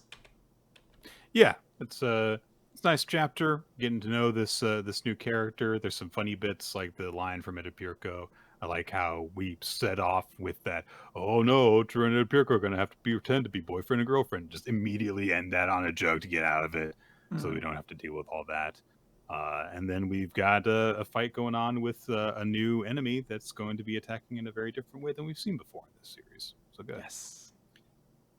Ping-Pong Peril, Chapter 8, Tsuji Brand Energy Injection. Of course, we are back with Taira's rank 5 promotion match versus Taiki Tsuji, his teacher and ping pong club advisor formerly, when Taira was still in regular ping pong. Tsuji injected himself with a crazy steroid thing, which has given him super strength, which Taira is dealing with. And he's like, I don't even know what the hell that is, but it's something dangerous. And he notes, like, Tsuji Sensei is not really, more than your average ping pong player normally. But if I deal with those muscles head on, I'm going to just get overwhelmed and lose. So he backs away from the table so that he can deal with it defensively. His plan is to counter the really strong strikes that Tsuji is delivering, and he's going to capitalize on any errors that he makes, which starts to happen because he's like, Tsuji's not particularly skilled, and yeah, sure enough, he starts to just like miss the table in certain ways. Although Taira is still struggling with the fact that Tsuji's really, really, really strong. But Tsuji keeps on making mistakes, and he realizes I can't just beat him using strength alone. So he's got to do something else here. Musugi is recognized like, yeah, I kind of figured that Taira wouldn't really have any trouble with this guy. But as Taira gets more and more of an advantage, including hitting this zero bound, a ball that doesn't bounce after he returns it, Tsuji realizes, like, this guy's a genius and I got to do something more in order to do this. And he thinks to himself as he's doing so, this guy is a complete genius at ping pong. Why did he quit the game over a single match? And he says to Taira, I am different from you. You threw it away, and I came here to grasp what I couldn't achieve. And so he recognizes Taira's skill, but he gives himself another energy injection and starts to hulk out further, while Taira gets kind of worried about what he's doing. And Tsuji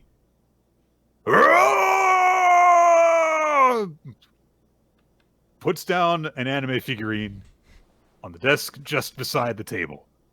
And Taira's like, what's going on? What's he doing?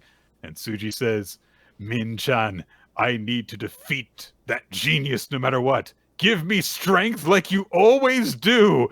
And the figurine glows and turns into a little magical girl that says, hi, Taiki, I'm going to cheer you on. Do your best. And Tsuji's like, thanks. And then it pulls back from Taira's perspective, and he's just talking to the figurine. He's like, I'm going to do it with our love power. And Mutsugi explains, like, yeah, he just injected himself with a lot of testosterone, which, yes, causes physical transformations, but it also enhances concentration, sharpens your ability to fantasize, and helps you to transform fantasy into reality. So He's using the testosterone injection not only to give himself a strength and adrenaline boost, but also to delude himself into thinking a cute girl is making him do better. I love this idea that like, yeah, sure, why not? Like, I appreciate that this series tried to logically explain it, but I'm gonna sit here and be like, well, I mean, no, I don't think that's how it works. But yeah, whatever, dog. Like, he's insane and he's imagining this girl is real and talking to him. It's pretty awesome. He hits a smash and hits the ball so hard that it craters the table underneath it and doesn't bounce, so Tyra can't return it.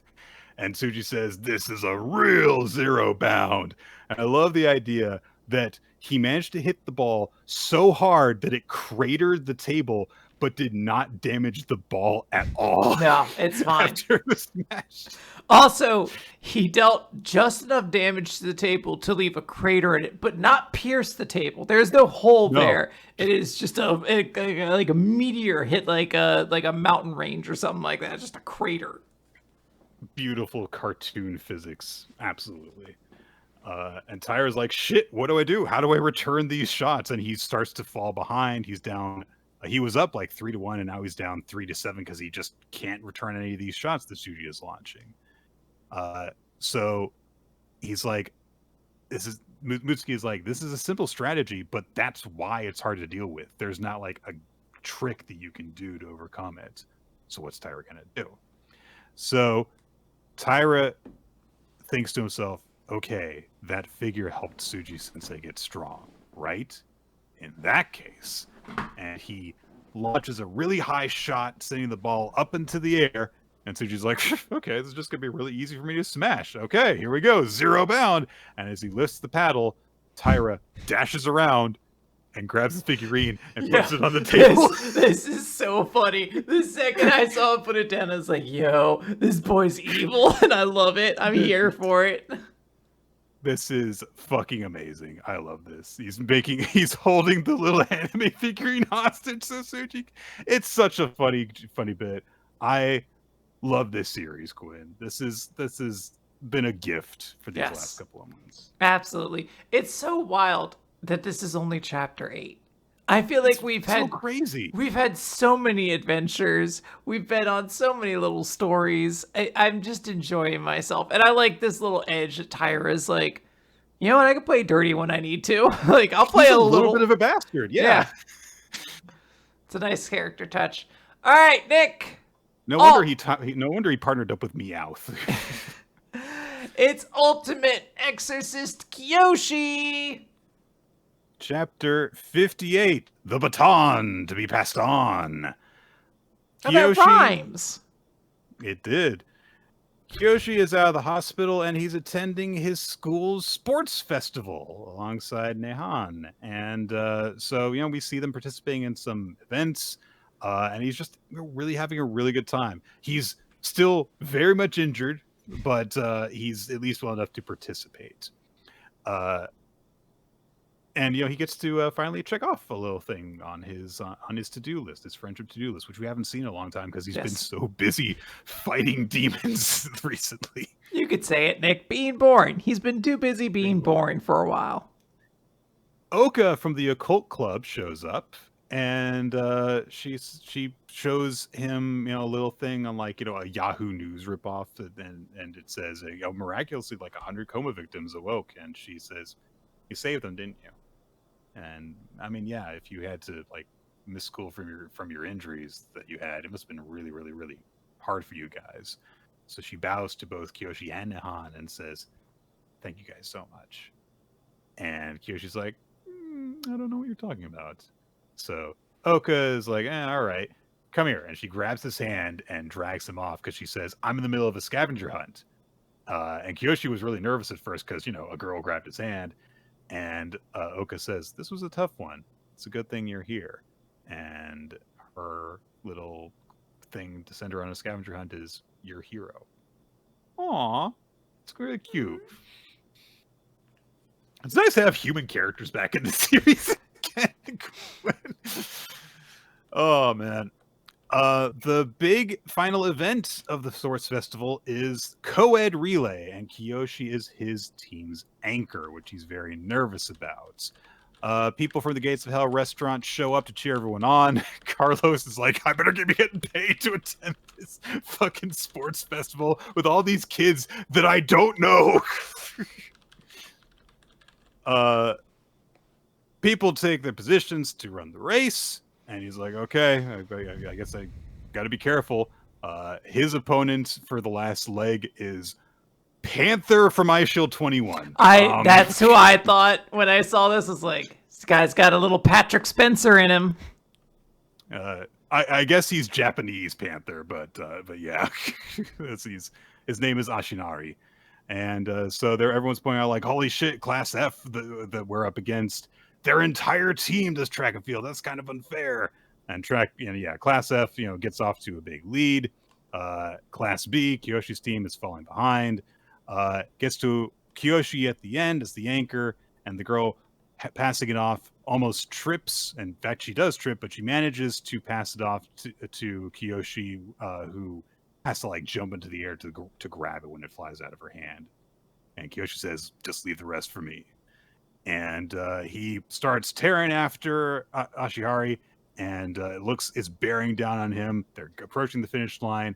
Ashinari manages to just barely inch Kiyoshi out, which of course upsets him. But hey, the guy says, "Hey, good job. Yeah, I underestimated you. You should join the track and field club," which is nice. Yeah, like, hey, good. You're a good runner. Kiyoshi apologizes to his classmates, and they're like, "You actually caught up to him. You were so cool. You were so good." And Kiyoshi's like, "But it's my fault that we didn't win, guys." And then they say, "It's all right. Maria dominated the tire pulling event and earned us a ton of points." And we get a little flashback to Maria with all these tires that she's just hauling 3 people. She's just dragging people along, and I'm like, yo. I want Maria to be a character in this series. The series doesn't really have a Chad, and it could really use one. So if her whole thing is she just punches people real hard, I'm all about it. And she goes in response to everyone talking about how impressive she was, teehee, which is kind of the perfect combination there. So that means, as a result of Kiyoshi bringing his team to be the runner-up in the race, that they have enough points to be the overall winners of the sports festival. Hooray! Big celebration. And of course, get to go to the Gates of Hell restaurant and celebrate afterwards. Kiyoshi is so happy. He hasn't even changed out of his sports clothing when he gets there.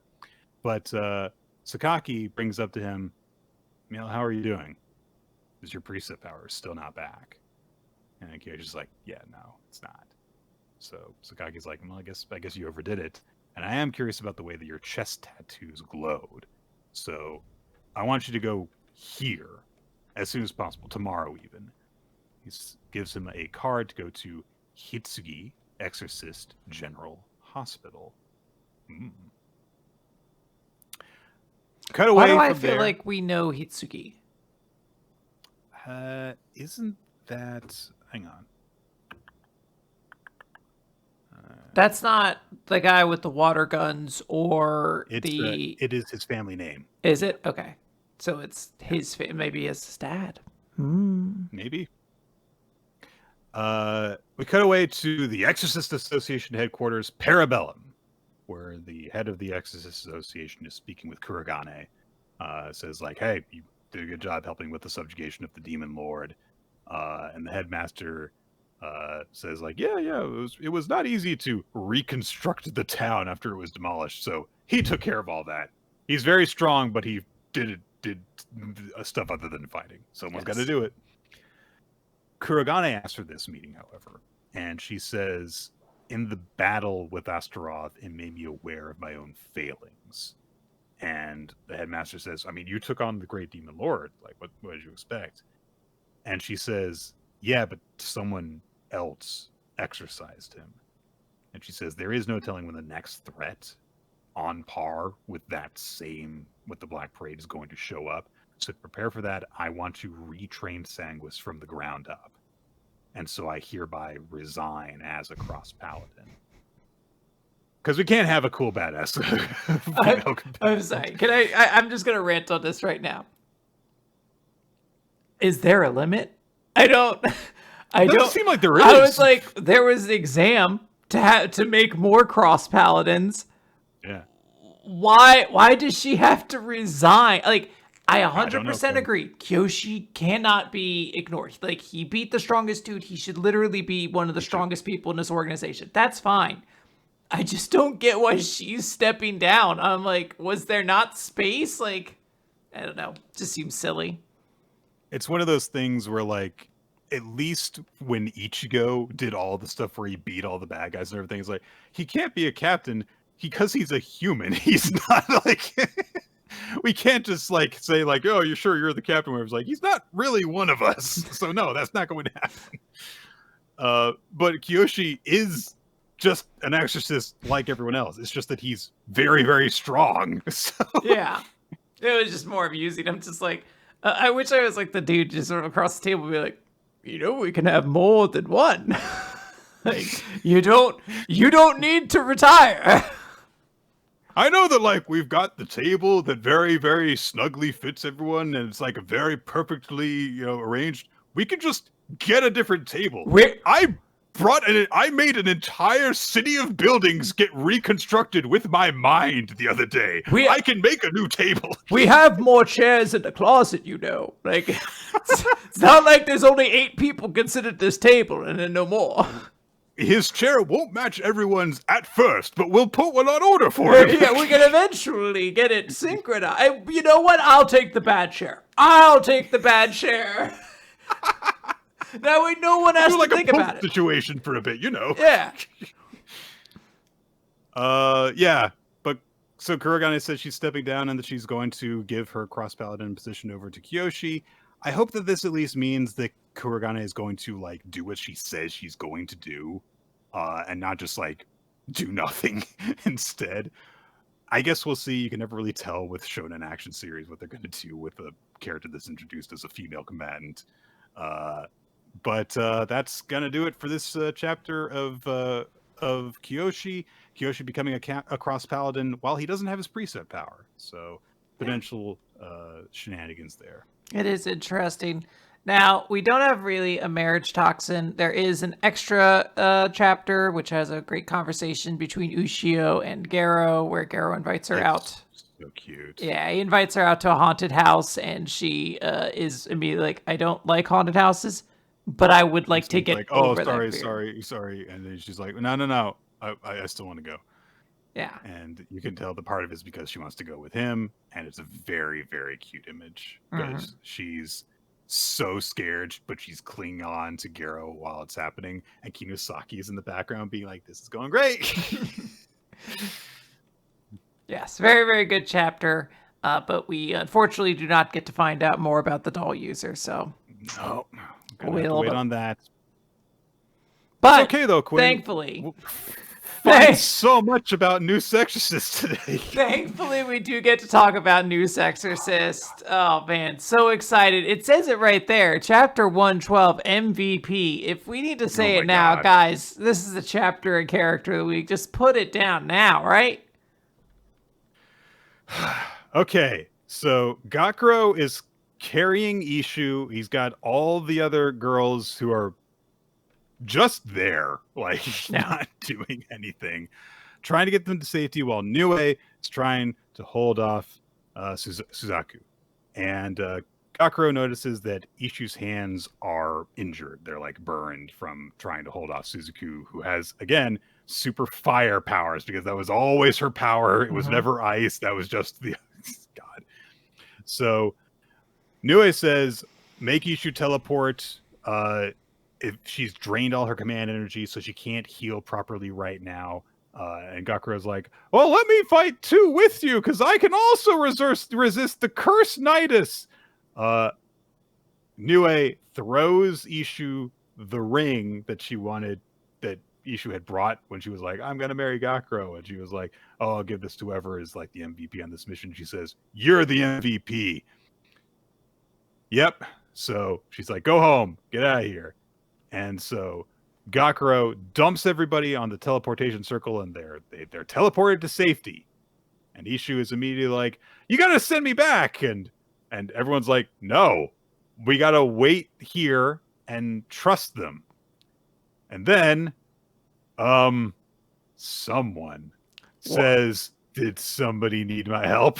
One of the captains, ironically, not the captain who was previously established to be at this, but coincidentally, another captain who is also not getting involved in this battle with the Hyo. You know, the mythical figures the entire organization was created to deal with. The entire reason that we're here. No, I'm not going to go over. You go over.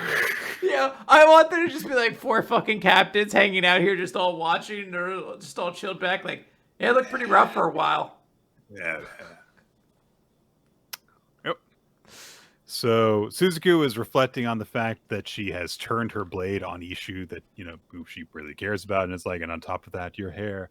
Oh, Ishu, forgive me. And she starts dripping, burning blood. And the wound that she had received has not healed, and it's spilling out of her. And Nue says to Gakuro, "Hey, don't let your guard down. This situation is nasty." Damn, burning blood should be so cool too. Yeah, it should be. Suzuku's maids start jumping down to the teleportation array too. And Gakuro's like, "Oh no!" And Nue says, "It's Suzuku's flames. The array was fused open." Okay. And Suzuku says, "Well done, all of you. Now I just have to make for the surface. It won't only be your women now. To ensure you never stray from Ishu, I'll kill all of mankind." Okay. So Nue starts attacking with her sash things that she was using at the end of the previous chapter. One of them goes directly through Suzuku, but it doesn't actually hurt her because it's a heat mirage. So the entire space is her territory. So she can have doubles and stuff from heat mirage and stuff. Swords appear. They start attacking from all directions. Nue forms a dome with her sash things and blocks them. And Gakuro goes, "Whoa, you blocked that!" Yes, she did. And Nue brings up, like, "I can't, like, keep this up forever, though." And Gakuro says, "I have an idea! What if we used Yozora's ability and ate Star Slave? And then..." And Nue's like, "That's a stupid idea." It's immediately like, no. Even if Yozora could eat it, her capacity depends on you, and you can't handle it at this point. You're already too worn out. And Gakuro says, "Oh, no, I can do it." End of discussion. So... So we cut outside to see Suzuku because she's like, "God damn it, she made a dome with her freaking sashes," but then it explodes open, and it blows away the heat mirage. It just erases it. And Suzuku, instead of making another one, it's like, "I see. Was this so she could hit my true self squarely with an attack from that?" And Nue has, like, formed all the sash things into like a giant Chinese finger trap, it looks like, which blows towards Suzuku, and it goes past her. She dodges it, and it goes straight to Gakuro, who went really fast and got behind Suzuku. Oh, well, it wasn't included, but Zeno Dark, or whatever he uses to go really fast. Yeah. So he's got Yozora with her giant mouth thing coming out of his weapon, and it starts eating the attack that Nue has launched. And Suzuka's like, "When did he get behind me?" There's a sound effect that goes zwa, so presumably immediately before you turned around. But anyway. So she's like, "Well, that's fine. It's too late." And she's like, "I'll just attack." And Gakuro's like, "Oh, I need to fall back. I didn't really think this thing through. I didn't think that once I got behind Suzuku, she would turn around and attack me. I forgot my move has an animation I have to let play out. I can't cancel it." But Ishu arrives again, and she uses her thread shield thing again and blocks Suzuku's attack. And Gakuro's like, "Why are you here?" And Ishu says, well, the barrier is under Captain Shimaki's control, so I had the captain send me back. It's fine. I borrowed enough energy to create the shield, so I'll be able to block it. And then Gakuro's like, but you won't have the energy to regenerate, which I instinctively know. And her hands are starting to burn through the shield that she's holding up. And Ishu says, Nue said she'd give the ring to the most suitable girl, and she said that was me, so how can I run away now? And Suzuku is telling her, stop, you're going to disappear. And Ishu has a flashback. A flashback to when Gakuro was a small boy and did something and smiled at her. Well, she was the same physical size that she is now. So this is a Ryoko situation now. Quinn, she knew him as a little boy and is still in love with him now that he is a teenager. Question, So, do you think this will ever be relevant again? I am not going to make any predictions related to this series ever, Quinn. You want to know why? Because it's like predicting the mind of a pool of water that has jacuzzi jets in it. At any time, the jacuzzi jets could come up and it will completely disrupt the surface of the pool. And on top of that, the jacuzzi doesn't have a mind. So it's both chaotic and has no brain, like this series. Who do you think shows up again first? Little Kyoko or that vice captain who has the dying girlfriend? Who's little Kyoko? She was the girl with the guitar and the thick thighs. She was a short stack queen. And who was the other option? The vice captain whose girlfriend was dying, and it was like, I'm going to teach you how to be ready to fight a Hyo. And then he never did anything, and Gakuro's fighting a Hyo now. God. Anyway, Ishu in the present says, I'll use my life to remain myself, and I'll use it for Gakuro's sake. And the absorption speed does something. I don't know. Gakuro is really worried about Ishu, whose hands are starting to like burn and melt away. And she's like, I swear, even if I die, I'll protect you. And then Gakuro goes, like I'd seriously let you do that. And he blows away the flame and the shield in one go. And wouldn't you know it, Quinn? Gakuro got himself another form change. It's been so long since the previous one. I'm pretty sure it was more recent than chapter 100 since he got a form change. So I will say this, and someone had to explain this to me. I think it was Molder Man in our Discord.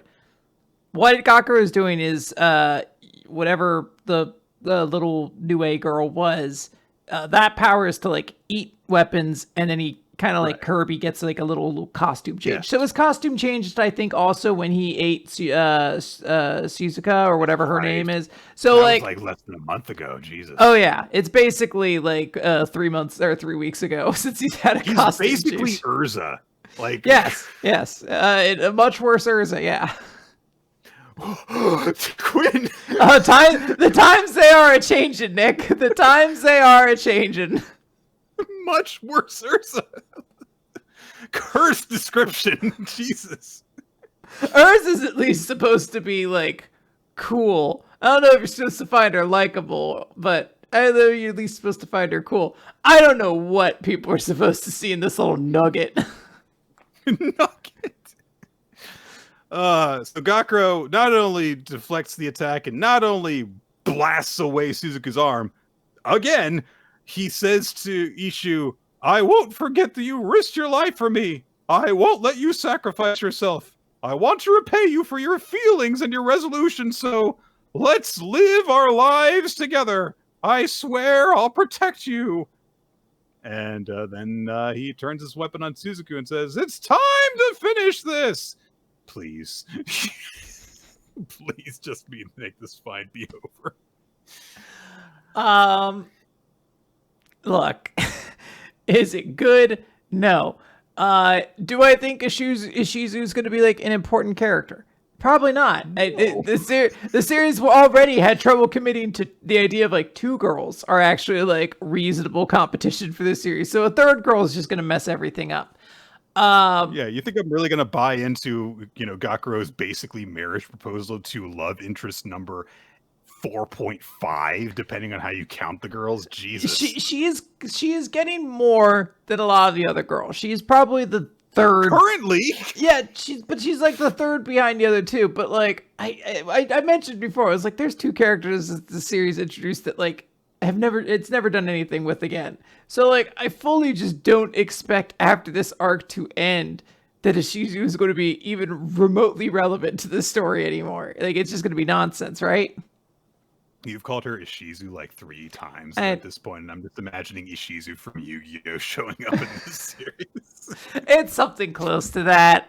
Even I'm on she the can't predict what's going to happen next, though. not even with her Millennium Necklace or whatever it's That's called. right. Wow. That is what it was called. Yes. Good job, me. Yeah. Story 172 of Akane-banashi, A Fool for Rakugo. Karashi admits to himself that he had never had any intention originally of becoming Rakugo, of becoming a Rakugoka. He didn't even like the art form really to begin with. He made fun of it. But through some twist of fate, I've wandered into this world, and now what I see is this. And he is continuing with his false classic story, telling the tale of how the journalist that was sent to snoop on the celebrity scandal just went to the play instead. And so he talks with his boss, and he's like, "All right, what'd you find out then?" "Oh yeah, I got stuff. Yeah. Yes." So he's like, "All right, I got to figure something out." And so he basically just says like, "Yeah, I snooped on the home of Entaro Ichimura, and yes, his lady wife was there. They were together." And so he's like, "Yeah, his wife was sitting there, and in her hands was," and he basically just starts doing the performance that he went to see instead. So he starts by, playing a hand drum, and the guy's like, "Oh yeah, oh come on, yeah, it was a hand drum, yeah. What actor's wife decides that what they're going to do at home is remind him of work?" And the journalist's like, "No, she was hitting his butt. She was spanking him right there." And yeah, so what really makes it is the expressions in the visual, honestly. The actor's face still doing the full Inca pose. Yeah. And he essentially tells the story of that he got from the play, but uses details from it to tell like, "Oh, I was snooping on the actor's scandal," and that's it. And the judge, who is knowledgeable about this stuff, thinks, yeah, he's straying from the fundamentals to get a reaction, but in structure, it's like yawning lessons, which we saw Akane do before. So while it is a brand new tale, the bones of it are classic. And we get more flashback from Karashi going through some of the more humiliating tasks that Master Sanmaete made him go through.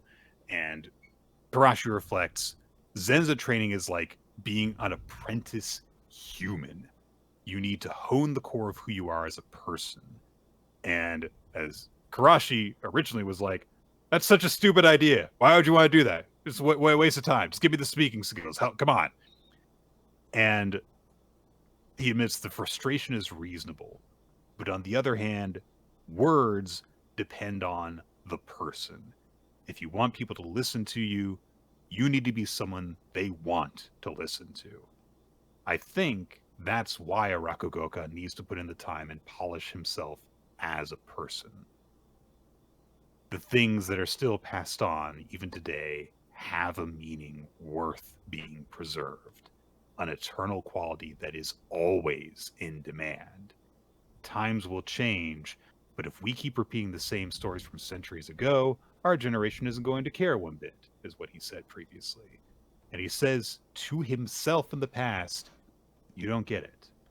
The traditions ain't just there for show. So he gets to the climax of the story, which is, of course, that, the investigator's boss finds him out and is like, "Look, I'm in the business of selling stories, and I can tell when someone is making one up as a result of that." So he says, "But you really do love that stuff, don't you? So you provide some entertainment for me. It wasn't that bad an act."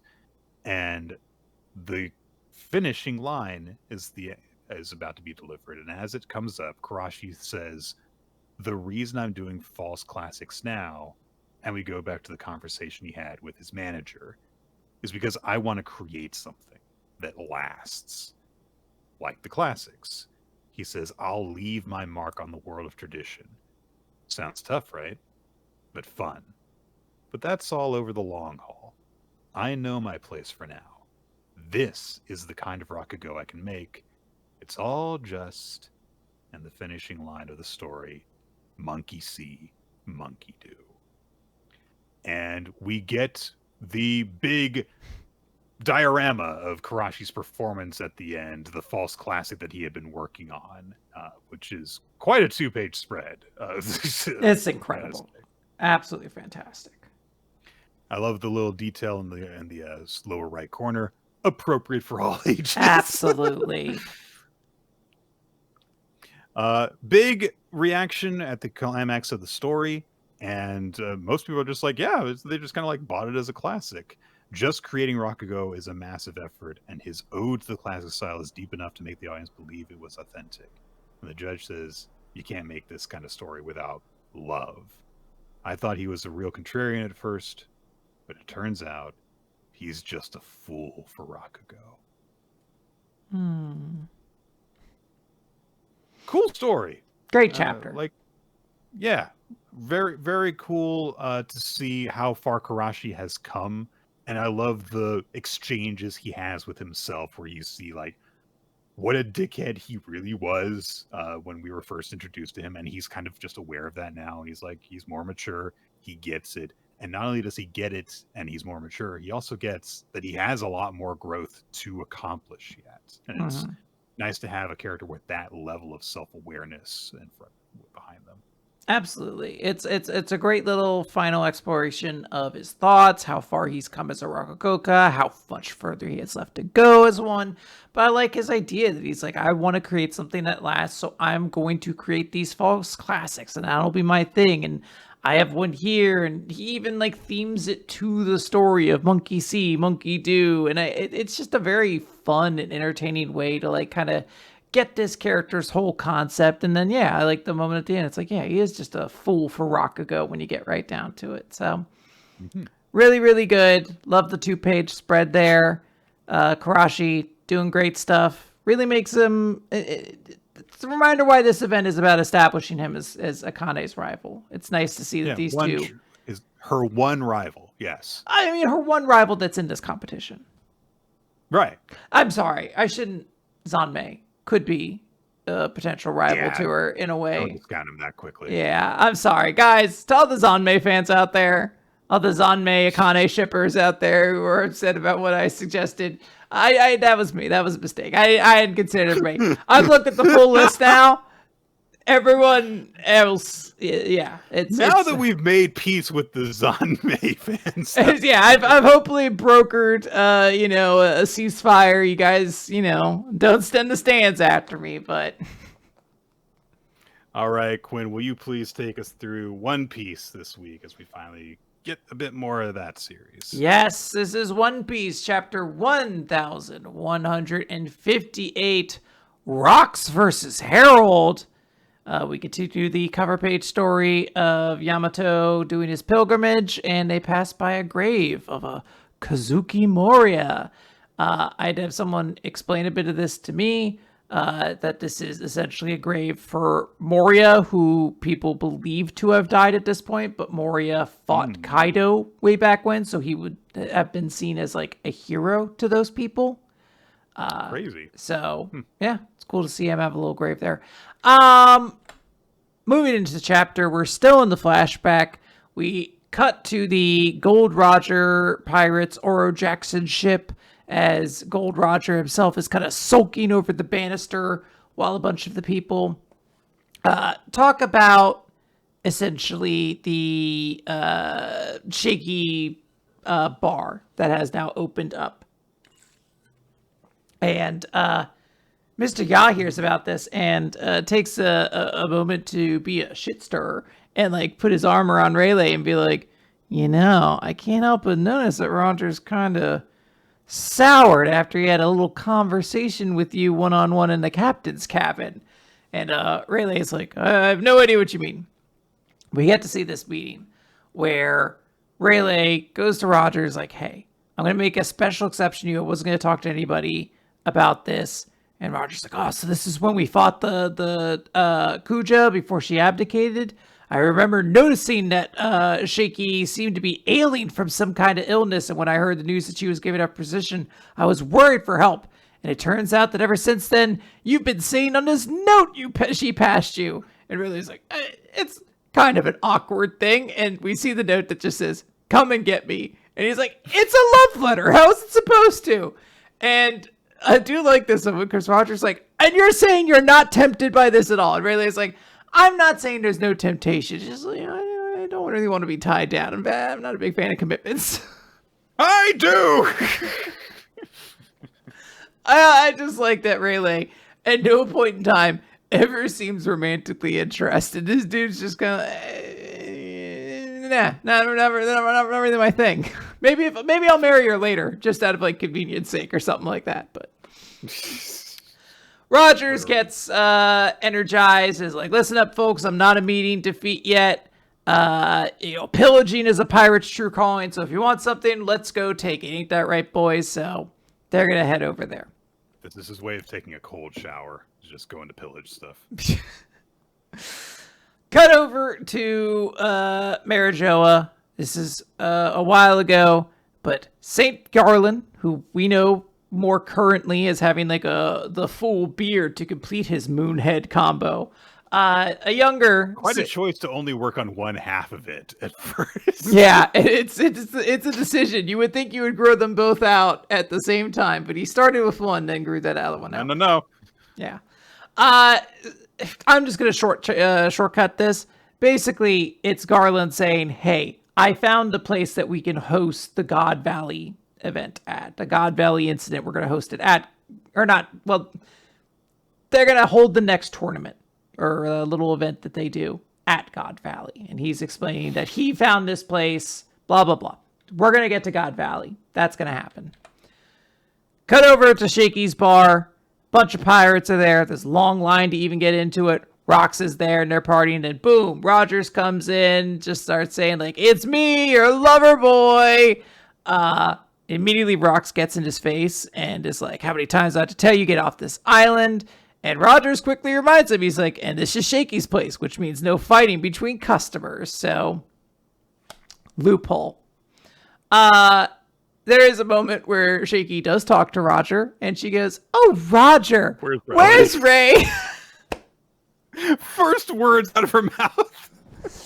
Yeah, dude, I don't think she's into you. I forget her name. Gloriosa, I think is her name, comes up and immediately tries to like glomp onto Gold Roger. And he's like, no, I don't want a woman who just throws hearts all around. I'm not interested. Unless it's Shaky. Unless it's Shaky, then that'd be okay.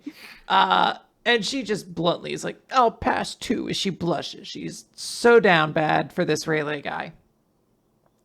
There is a moment where Roger asks where Newgate is. He wants to have a drink with him, but he's not there.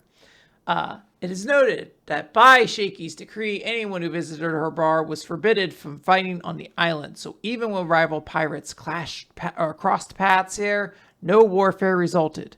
But at sea, as we look at Rox and Roger, it was a different story. And we turn the page to their big battle. Actually, no, it's two different characters. One different character. Yes, that is true. Rox is technically one of the characters involved. So we cut over to the underworld where Loki is watching a fight between Harold and Rox, as Harold is trying to get that good world government initiation stuff going on. So he's like, hey, if I gotta kill my friend, so be it. Rox is really upset. He's like, how could you let them get inside your head? Why is it so important that you'd even kill your own friend to make it happen? And, Harold's just like, look, our history of violence from when we called ourselves warrior is like really shackling us down now. And like, this is our way to seek peace. And he reminds himself of a couple of different people he's met in his adventures that have noted like, hey, Harold, we think you're a good man, But as a whole, giants have really been like a menace to us, and it's not something that's going to be so easily erased. So for Harold, he's like, look, no matter how foolish and impetuous the celestial dragons may be, they have the power to usher Elbeth into the circle of the world. We would no longer be on the outside. And this damages Rox quite a bit easy. He's kind of crying out and attacks Harold back, calling him a coward. He says, you know what? The talks are off. I'm never inviting you again. And Harold's like, well, I'm the king. I can't risk my people's lives on the losing battle of a villain like you. So they don't see eye to eye anymore. Their odd little friendship came to an end. And for the time being, they no longer met until that fateful incident. We cut over to Loki, who is reading about Rox. And I forget her name, Ida, I want to say, comes out and is like, Rox isn't coming. He's like, shut up, you old hag. And she's like, do you want me to pour you some juice? And Loki's like, yes. Like, yeah, please do. We end the chapter. Cut over to God Valley. Someone is talking about twin boys. There is a mother. The husband is no longer around. They note they've got the same red hair as their mother. Isn't that great? What are their names? These two twin boys, Shanks and Shamrock. Nick, we're about to get, presumably, more of the God Valley incident. Yeah, so we're doing this too. So so this flashback about Loki and the Giants now includes Rox, Gold Roger, the Amazons, and Shanks and Shamrock. It's so much. There's a lot. I am able to process most of it, but I do. This is one of those times where I'm like, Oda, is there just not a better place to put the Rox God Valley flashback? Like, I'd be fine introducing Rox here, but it's definitely there's a lot going on. Yeah. Well, that is it, everybody, for Weekly Manga Recap this week. Quinn, what was your favorite series this week? What was your favorite chapter? Yeah, my favorite chapter this week was Akane-banashi. I thought it was really, really good. I loved Karashi's story. I love how it all came together. I love the big 2-page spread. I love his little speech to himself, all the thoughts he's going through. I love his style with the fake classics. Just really, really good character. Really appreciated this ending bit. I think I'm going to give mine to Spy Family. Just, like nice bit of intrigue. There was some funny stuff in it. We had a lot of really good chapters this week, I feel. I believe so, yeah. Ichi the Witch was very intriguing. Blue Box was really good. Ping-Pong Peril was really fun. And then, actually, absolutely, Akane-banashi was also really good. But Spy Family, I would think I'm most intrigued by, and I also thought it had the most laughs in it. My character of the week I'm going to give to Oki from World Trigger, because I didn't learn that character's name. We've been in this away test thing for 5 years, and I've never once even remotely thought, like, I wonder if I should learn the name of Osamu's not Katori squad mates, and I just never really did until you're this not moment. Katori, and you're not Suo. Why should I care? Exactly. I was like, there's operator, and then there's other person. And now I know other person's name. It's Oki, and he's a pretty nice guy. Absolutely. This did a lot to endear me to him, so I'm going to also say Oki as well. But there are also some other standouts. It was, really cool to see, to learn stuff about Sigmund and Spy Family. I think we also got a lot of interesting stuff going on with, I forgot. I forget her name. Chika Shirone. Yeah, Chika Shirone. That's it. Yes. And Karashi, of course, also really, really stood out this week, of course, with the conclusion of his performance. I was going to say, the audience picked Spy Family as their chapter of the week, and then Karashi as their character of the week. So, yeah, absolutely. Yep, very, very good stuff. Yep, fun manga week overall. We will have more next time. Guys, thank you for joining us for the recording of the show, which we do Wednesday evening starting around 7:30 Eastern Time. If you want to know exactly when the stream goes live, you can follow us on social media. On BlueSky, we are RoloT. Nick F. Time, and then there's the Weekly Manga Recap account as well. Also on BlueSky, you can follow the WR Votes account, run by Ninja X3i, so that you can know when to vote for your favorite series and MVP, like we just went over. There's also a Google Doc that Ninja X3i maintains, which contains that, past stuff that we've gone over, like recommended series that we've taken. You can ask a question for a future Q&A episode. You can make a recommendation for a future episode as well, as currently we are working on Fairy Tail 100 Years Quest for Sadistic September. You can also join our Discord server, which will be linked wherever this gets posted to. That will also give you a notification of when the stream goes live, and there are, of course, discussions going on about the chapters as they come out amongst our community and all sorts of other fun things. We also have YouTube, youtube.com/weekly manga recap for the video version of the show. And we have an opening sequence by Milo Jack Stillitz and Winslow Cheddar on that version of the podcast. We also occasionally have title cards done by Steve Man, whose artwork you can check out all across the internet by just searching for Steve Man Art. And if you just prefer the audio version, you can listen to that on weeklymangarecap.podbean.com or on general podcast feed type places like Spotify and iTunes. Mm-hmm. That's where we have a Patreon, lastly. Patreon.com/weekly manga recap. We're cooking up quite a few bonus episodes in the near future. So if you join as a $5 backer, you get access to all of those. And also you help to financially support the show. Yes. All right. That's it. We're heading out. No more. We have no more content to give you. We've mined it for everything. I'm afraid to say anything else, lest it be mistaken for content. Exactly. In fact, we just have to end it now. Because even this, to you little perverts out there, could be some kind of content. You little freaks. What if you get content? What if you get off to the an ending of a podcast? Some would say even a happy ending. You freak. Dirty little worm. All right, now we're done.